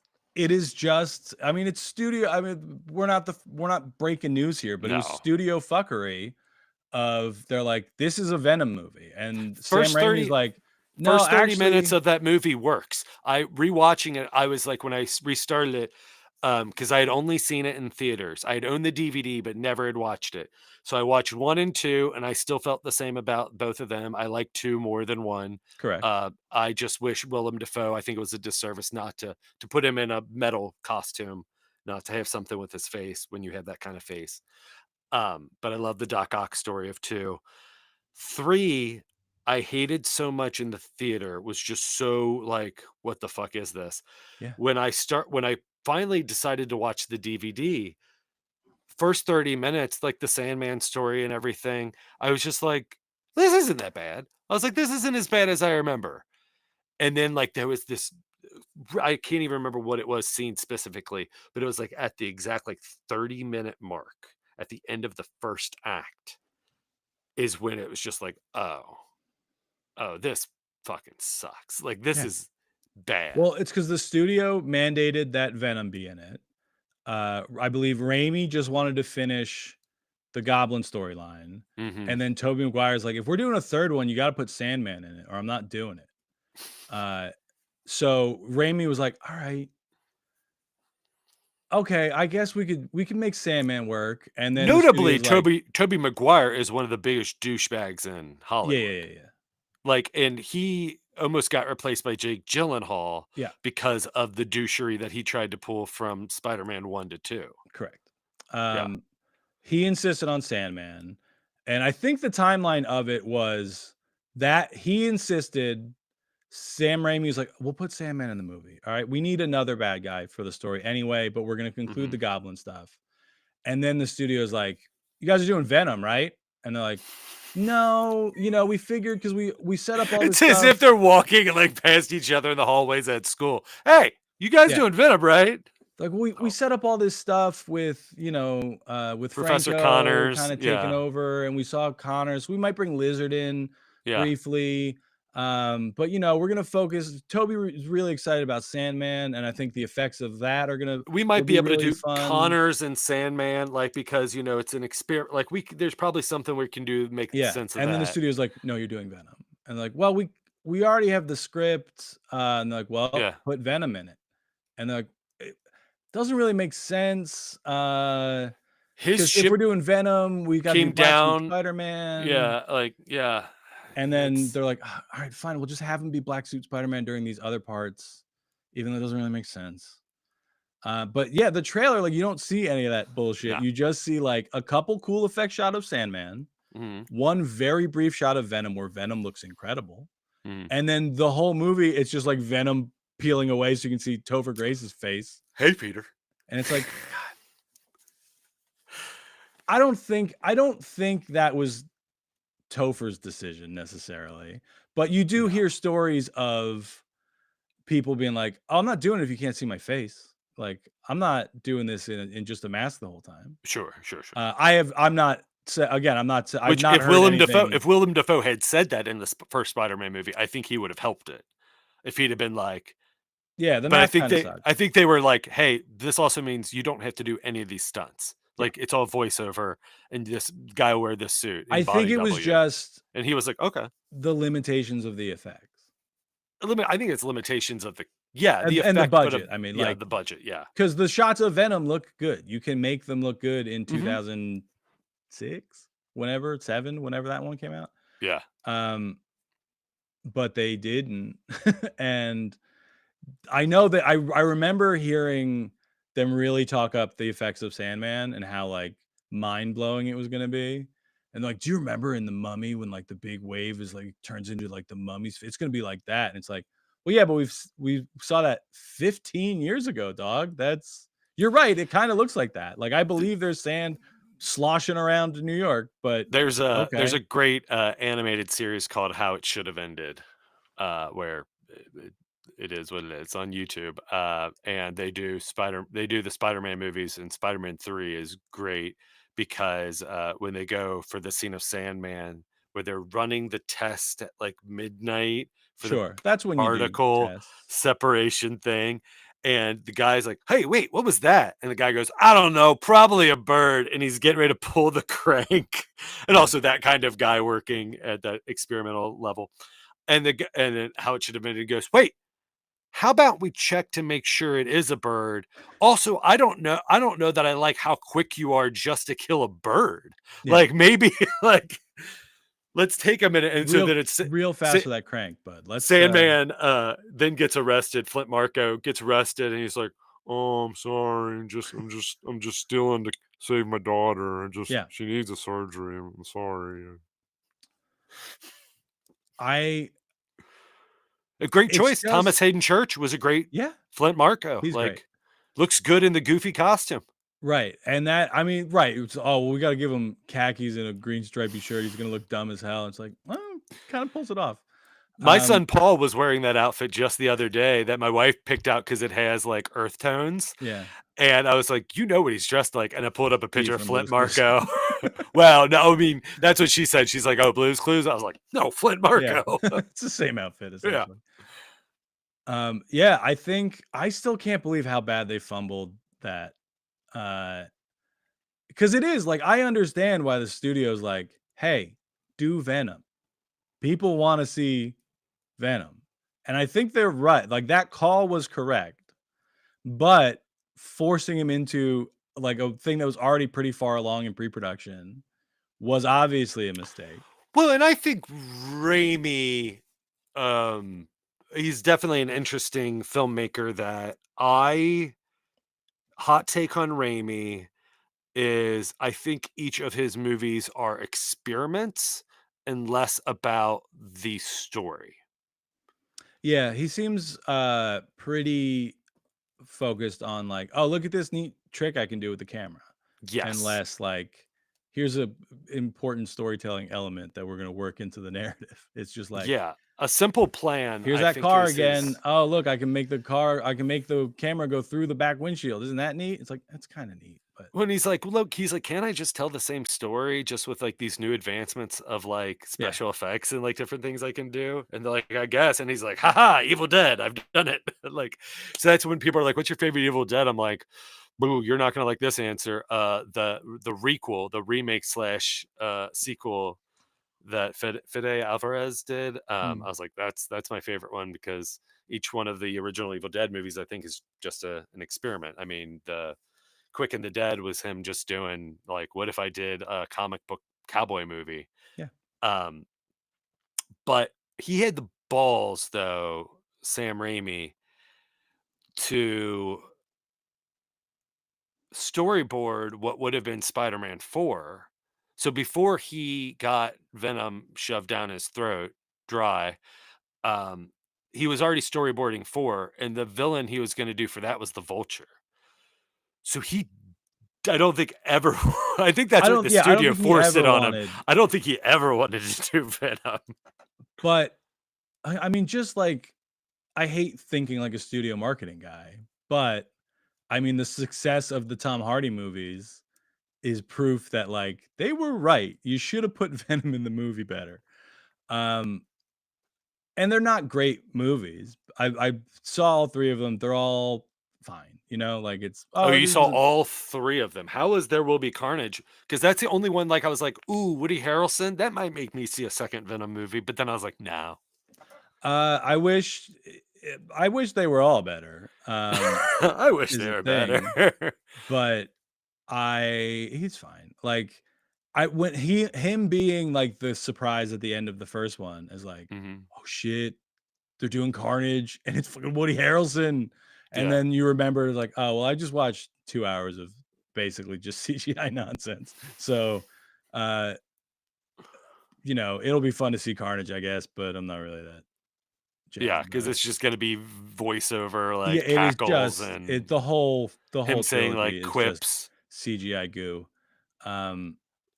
But yeah, I think if you took Sandman and the Goblin stuff out of it, or even it's any one of those things had to go. I would have taken for if I get a crack at making Spider-Man 3. Ooh, Spider-Man. Spider-Man 3. I John take G. out Spider-Man. Sandman. If Tobey Maguire walks, so be it. I'll get an actual teenager to play the teenager in my movie. He's still dealing with the Goblin stuff, right? Franco's the new Goblin. I mean, are you doing it the way they do it in the movie with like the amnesia and like simple Jack Harry and like that cooking scene with? I mean, it's No, dog. God. Absolutely not. But here's the thing: is I can't fully support the studio or Raimi because there are choices that he made in that movie that were not forced on him. Sure. Yeah, that's bad independently of there having to be Venom stuff in it. And like the choices he made doing the Venom stuff were classically that Butler scene bad. is bonkers. And you know what's even crazier that I learned? What was that? That wasn't a necessity scene. They didn't have to use that to get exposition across. He had filmed a different version of that with Willem Dafoe, the ghost, that they've been using the whole fucking movie that he's talking to explain it to him that Harry knew all along and was suppressing it. They had also filmed Willem Dafoe doing that. Yeah. And he went with that Butler reading a cue card and like fumbling. But you still, I mean, it's Spider-Man, so you still deal with Peter's failing personal life, right? But they make him a douchebag because of the black suit, which like though again, is it the way? Yes. So the way he does it sucks. So that's why in the comics, right? Peter gets the symbiote in Secret Wars, I believe. Yeah. Yes. And then he's like, wow, this suit kicks ass. I don't have to worry about web fluid. It just stretches out. I'm so much stronger and more powerful.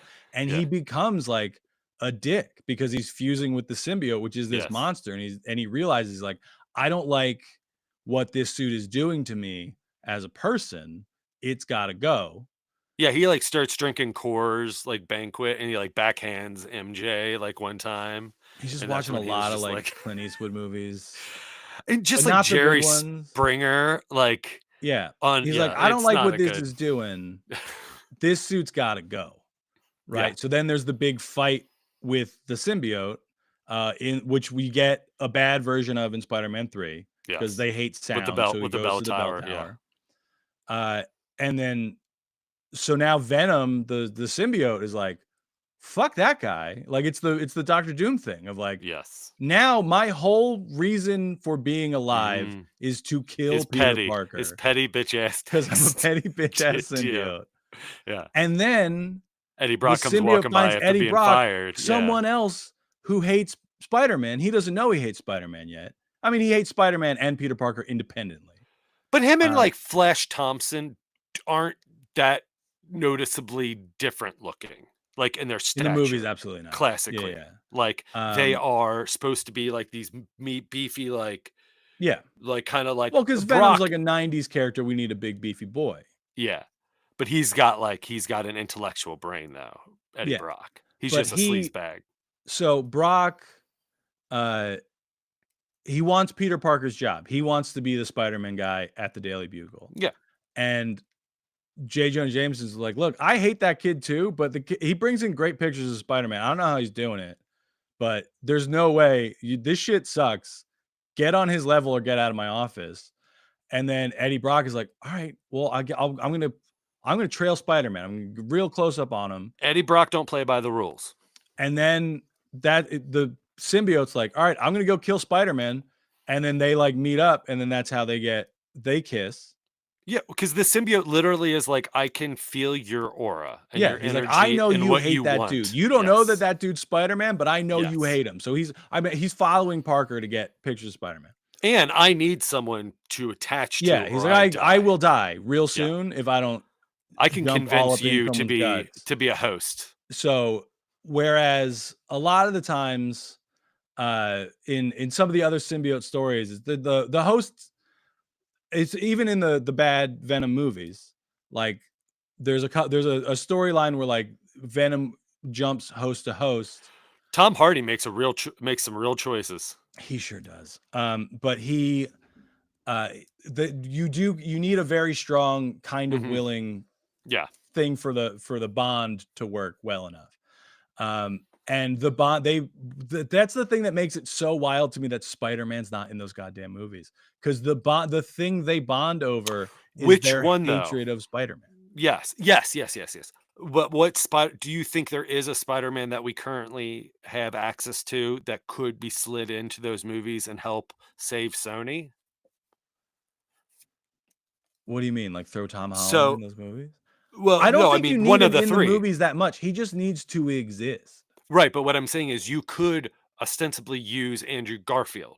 You could use Why? Tobey Maguire. I could If you want to use have a Spider-Man, if you want, you could Chris have Tom Evans. Holland. I can use whatever I want. What are you Well, talking no, about? I'm saying if you wanted to keep it, because they've already played with the idea that Venom movies, Sony, is another dimension that is another universe that's connected to A thing they the introduce and then Far From throw Home or away No Way Home. immediately because they're bad at Well, what they're doing. they're not, because that's how the X-Men are going to be introduced in Fantastic Four, and that's how they're going to introduce Tony Stark, Victor Von Doom, and Fantastic Four Poo poo pee pee is what I say to that. for jumping through, for all the hoop jumping. The way that they, like you mentioned with Iron Man, right? In like Iron Man 2, they're like, well, we all know Captain America's been around. You know, we didn't talk about him in the first movie, but don't worry about it. We all know about him, obviously. Yeah, come on. Look, Just we got to talk about him all the time. Just keep doing that. Yeah. Like, just Well, have someone yeah. mention Reed Richards and then be like, who? And like, oh, he's this scientist in New York. He's that stretchy guy. And like, oh, yeah, you know, it's weird he's never come up before now, but sure. Yeah, I know It's who you mean. weird that when the shit was going down with the Avengers in New York, that is the reason. That is the excuse that is always used. Yeah. Is if all of these people existed, like Daredevil, Spider-Man, that's why they had to justify Spider-Man hadn't actually come to be yet. He was too young. Is because in New York City, if they are age appropriate at that time, why didn't Daredevil pop out? Why didn't the Fantastic Four come? I mean, why didn't Captain Marvel? They have to come up with a dumb reason for her, because they retconned and made her a 90s character. I'm saying they do. I know. The thing I'm is, not like, saying you need to. That's the thing that I complain about online, and then nerds argue with me of like, I don't like the idea of canon in storytelling. I don't like the idea that you're trying to establish these rules of what is true, because none of it is. Because it's all fake, baby. It's all pretend. It's all smoke and mirrors. So if you toots. want Captain Marvel in your next movie, put her in there. Give me 2 lines of dialogue to explain it, right? Be like, oh, we fought Thanos and you weren't here. She's like, oh, sorry. Yeah, I was busy doing this other thing on account of being Captain Marvel and flying around the whole universe. On account of being Deus Ex Marvel.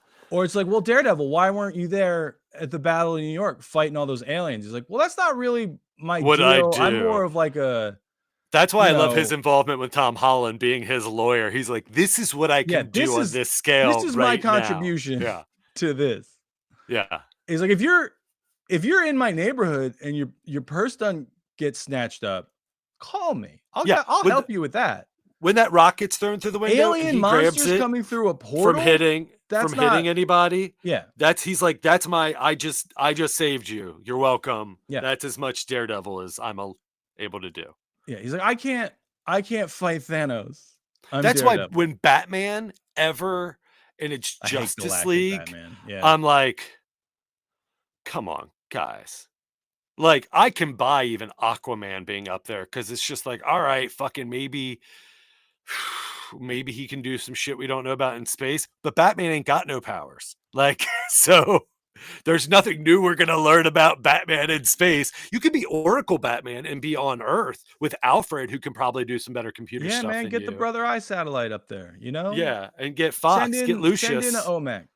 Yeah. Take If you care of need it. some IT, like, and you need Plan some it money, out on you the need ground. some We don't need funds you and in some space. grants. Yes, we don't need Space Batman with his space helmet over his mask, which is awesome. They'd be I love dying. comic book stuff, but it is at times just so indefensibly goofy. Where it's Galactic like stuff. Go to I other planets. I don't want to see you space travel most of the I time. in agree comic books. wholeheartedly. That's why Yeah. I thought Guardians of the Galaxy was going to be the first real time. It's like But they did it Star Wars style. I don't love space comics. I love Star Wars. Yeah. But I But don't I'm saying love, that's why Guardians, like, yeah, well, I don't love we're going to establish these characters as existing in, you know, a city here on Earth. He's going to fight Yes. crime, and then like, oh, he does so he's got a base on the moon, obviously. He's got to go there sometime. oh, and there's bat insignias everywhere Yeah. on his moon Batmobile. But like the thing where it's like, oh well, yeah, Batman has his own satellite network. And it's like, well, he is kind of a billionaire dickhead. A couple of them Yeah. do have their own. That's believable. he But ain't it's like, going up yeah, there. he flies up there sometimes to like fix them. Nope. Why? What are you talking about? He's What's got to great about travel to Batman another is dimension that to kill Batman Darkseid. knows Why? That's what that he can- Superman's for. He can only go so far. He can. Oh, I meant to bring this up before, and it's slightly positive. Is when they reveal Thanos, I'm just like, well, I know Thanos from the '80s, and like big purple, and he's got crowns, and he's Yeah. bejeweled. Like Thanos is gonna be interesting. How are they gonna do him? Like, oh, all right. Well, they kind of do him right. Where it's like talk about Robin before. I've mentioned this before. It's like if they ever did a Nightwing, no one is gonna ever do the first look of Nightwing. No, that collar will never be as high as it's supposed to be. It's gonna be the black and blue like insignia across the chest, Yeah, like with a for sure. bandana, like ninja outfit. There It's will gonna be a that dumb version. joke where it's like the girl getting ready for the big date montage where she's sitting there with her friends trying on different outfits. Yeah, There'll be one of those where he puts on like yes, the circus that's the getup, wink. Yeah, and then Tim's just like, that ain't it, dog. And then everybody's a good chuckle, and then he puts on the real suit. what is that? Are you gonna wear that to Pride in 2 weeks? And they're like, ha ha ha ha ha. Wait, did you get to bring up the thing that you said No, you wanted to dog, we've bring been up? talking Oh, for 2.5 sorry. hours about Sorry. comic book nonsense. I had serious business I was going to address. Okay. What are we going to do? in I'm this war, dying. dude? Oh, I thought you were getting ready to say I'm dying. No, I mean I am. We all are. You Yeah. know that, right? Yeah. I wanted to talk about like what can the homies expect when they come to the Daddy-O tour. Gosh, I honestly don't know. I'm excited. I'm Obviously, worried. you're going to tell jokes. I'm going to tell jokes. Yeah. I think Yeah. because I am a little worried that people might think it's the podcast, which it's not. But I do think okay. I didn't even think of that being an issue of like I figured we don't could think it's a include big an issue. I mean, we could include if it was like that seeking of like I think it's oh, an I issue came for like 'cause- my mom because it's two things that are called the same thing and she doesn't really understand what my job is. Shout out Okay. to my mommy who did ask me how she could listen to this. I don't know if she's going to make it 2.5 hours into a mostly comic book discussion to Yeah. hear this part of it. But mommy, I love you. She's like, Glenn, I thought we dealt with this. I thought we had moved past all of this, Glenneth. Oh, me talking about comic books too much? Yeah, No, I just yeah. moved out of the house, Mom. That's what happened. I just made this Steph's problem. And then I brought it back to you. You thought you never had to hear me, but then I tricked you into listening. But I think we should come out together at the beginning. I think we Sure. should do a bit of a two-hander. And I know flip a coin on stage for who opens, who goes first, and who goes Yeah, second. I think in the examples where we're doing it, where like one of us has an obvious home field advantage. Yes. Like We'll lie about the coin flip. Emmaus Yeah. is much closer to me than you. Yeah. I think I should close that one. Great. The rest of the only because it's like, well, I know people have told me they're coming to see me. Yes. Like, I've been hyping you up to everybody. It's like, I've "You gotta come see my literally show." have been being told, people have been telling me like I'm not going to go see you. And I'm like, I don't know who you are. Yeah. But, But they're like when we ADHD do, isn't real. like the hashtag shows, that's much closer to you. So if you wanted to close those, done deal. Yeah, but we're doing 4 shows. Yeah, we'll flip them. I don't. But Yeah, like, I'm not that attached to the idea. I don't really care who goes first, who No. goes second. But it's like, well, if we're close enough where people are going to come see you specifically, you should go last. If we're close, like that makes sense to me. But I don't really care. I'll Yeah. go. I'll do 15 minutes in between. If I don't ever care. if I'll do ever it a however point we. if ever a point came that I did care. So if you're like, hey, at Emmaus, like I want to close because it's close to me, so people are coming see it. I'm like, great, you have an interest in that, Yeah. and I don't. If ever we come across a date that we have scheduled that I'm like, hey, can I close one of these or can I close this one? I will happily bring it up, and I don't think that it'll ever be a point of contention of being No, even like, you could make a case for why you should close Emmaus, and I'm oh, like, oh, I could make a case for why you do a show in my parents' backyard, and I'm like, people should come see Glenn and well, close. the show I was doing, the talk show that I did, what I talked about previously, Mhm. pretending to be on TV with Glenn Tickle. My co-host Pat Jansen, delightful comedian, currently in Nebraska, where he lives. He was like the Ed McMahon. We went Mhm. and did it in Nebraska in his grandfather's hometown. I'm like, dog, no one's here to see me. Like, you're the star tonight. You want to switch? Yes. I'll be Ed McMahon. And he's like, no, we can just do it the regular. I was like, okay, but like, if I'm your grandpa, I would rather see you than me right now. Well, I mean, it's improv. I would have Right, done I a mean, we're on thing of stage like, together. I would have like, I'm visualizing as like Larry Sanders show of like, I as the Johnny Carson or as, Gary Shandling, would have been like, okay, it's the what's his Hey Now on Larry Sanders. I would have been like, Hank. oh, Hank, yes, I forget his yes, last yes. name. But I would have in the moment made the storyline, the overarching like storyline for the evening be like, this is your chance, like, oh, I need you to like do this or blah blah blah or something Yeah. like, oh, it's opposite day, you have to da da da, like something, some dumb shticky like sitcom way to you without saying that you're doing this on purpose is Yeah, making but I them know. think. So we have a guest spot booked at Emmaus. My buddy Kieran's gonna come do a set.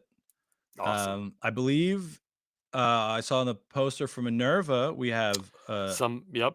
host, Somebody, feature act, another act. So I which I like think that. I'm open to it. I would love to get more people on the shows because it's Yeah. fun that way. We come out together, Hmm. do a bit of old timey double act. We introduce Say something that we immediately regret because we think we're in the moment and it's spontaneity. we introduce that person, Yeah. whichever specific instance of the show it is. Yeah. And then they bring up you or me, and then Hmm. I don't know. I don't think we need like a host, No. I don't love it when I'm on a showcase and they're like, oh, everybody's just going to introduce the next person. I was like, did you forget to book a host? Because that's, Yeah. unless I'm going last, then I don't care. It's like, I don't want to have to remember someone's intro unless I'm hosting a show, and that's the job. Unless it's shotgun and there's 20 people on a show and you're just saving time and it's not really a showcase and it's just like an open mic or whatever, and you're just like, oh yeah, Doug, you're next. Like that's fine. I don't. That's what I would call shotgun around here, where you. But just when it's like a introduce the next person. showcase, and it's like, nobody's getting an intro when you're when each comedian's introducing. The Right, person when who you're follows expected them. to give an intro, it's like I don't want to have to There's do no way. No. my 15 and then remember your intro. No. Yes. But I think that works. Yes. And then I also have to make up postcards. I'm going to the Emmaus Theater tomorrow. I'm Okay. judging a roast battle there. It'll have by the time this comes out have already happened. I probably did a great job, and everybody said what a good job I did judging. Form of comedy I don't actually really enjoy. So it's close enough to our date there that when they asked me to do it, it's like, well, I should go plug the show. Thank you. Thank you for being able to do that footwork. Yeah, I'm gonna drop off postcards for the lobby, and then if I have time, depending on how early I can get over there, I'm gonna probably bring some flyers, try to get them around town a bit. A couple people at the trivia game that I've been hosting told me they're coming. Yay! Must pay the money. So I would, again, we're doing a 6 o'clock on a Sunday show in I believe 400-seat theater. So I think a Let me get your sellout tickets is now. a little high to expect for, but I think we're gonna get a good crowd. Otherwise, I obviously wouldn't have booked it. Oh, it'll be fun regardless. I love but doing weird. I mean, not weird venues, but like that would it's a constitute beautiful theater. constitute as a weird venue for me, as if like 20 people are there. Like Yes. it would be like, oh, this Yeah, is kind yeah. of weird now. If there's But 20 people in a big room, it's weird I would- regardless of how I beautiful would the still theater it is. happily. Oh, that's what it's going to be like. So Sweet Meats has a screening in Middletown, Ohio on May 24th, the weekend Mhm. after the Amaze. And it's called Sorg Opera House, and I've been there. I've done stand up there, and there's no way there's going to be the crowd to see these movies that constitutes having as big and as like luxurious of an opera house. Like I'm going more just for the oddity to see that. So I enjoy like most shows I do are weird I did a college shows, gig so- last weekend, and there wasn't a big turnout because it's like Easter weekend. There was a big event on campus that like a lot of the students are involved in. That's odd to So- have that on Easter weekend. That's when they asked me the date. I was like, that is the Yeah. Friday before Easter. Like, I'll come, but like, are Yeah. people going to be there? And they're like, yeah, I don't think it's going to be a big deal. And then I get there and they're like, well, it's Easter weekend, so a lot of people are home. It's like, I know. Like, yeah, I know. I said I that. brought that up 6 months ago. Huh. But I mean, we got like it's not a huge room, so like ended up being a decent turnout. But again, it's a college show, so students are always late to stuff. So Yeah. we started with about 8 people. There's like 30 by the end of it, but it's like I'm doing callback to stuff you guys have no idea what I'm talking about. Ended up being a really fun show. Shout out to the Castleton, Vermont University, Castleton, University of Vermont, Castleton. I don't know, whatever. Go Spartans. I had a wonderful time. I did almost faint after the show. Oh no. A thing that I do a couple times a year just because my body is bad at existing. So a couple of students like stuck around to make sure I would be all right. Like I felt it coming on. So I was standing there talking to some of them. It's like, hey, I'm going to go sit down over there. I faint sometimes. Like if I catch it early, I just like sit down.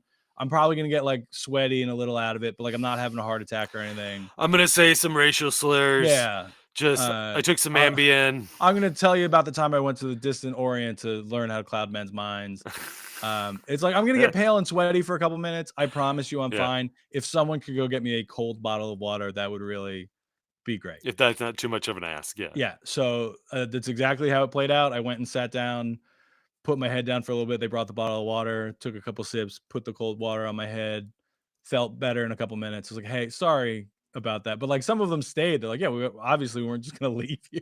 And I was like, oh, you didn't have to do that. And they're like, you're an old sweaty man. We're going to make sure you're okay. I don't want to watch you die. Yeah, I Yeah, don't want it's your like, blood to be on my fair. hands. All All right, I have to burst. Yeah, pee time. D's nuts. Yes. Sorry, is that not where urine comes from? Is that No, I'm pretty sure it's stored in the balls. your nuts? Okay. But it feels like it's being stored in the tip of my wiener's head.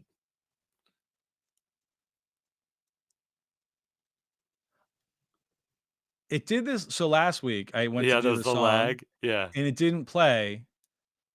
But then it's like if you listen to the episode, it's on there a couple of times because Oh, it is it? plays. Okay. So it might have just played, and this is maybe superfluous. But this has been the Daddy-O Show. Get Thank out there you. and go pee. Support your local daddios.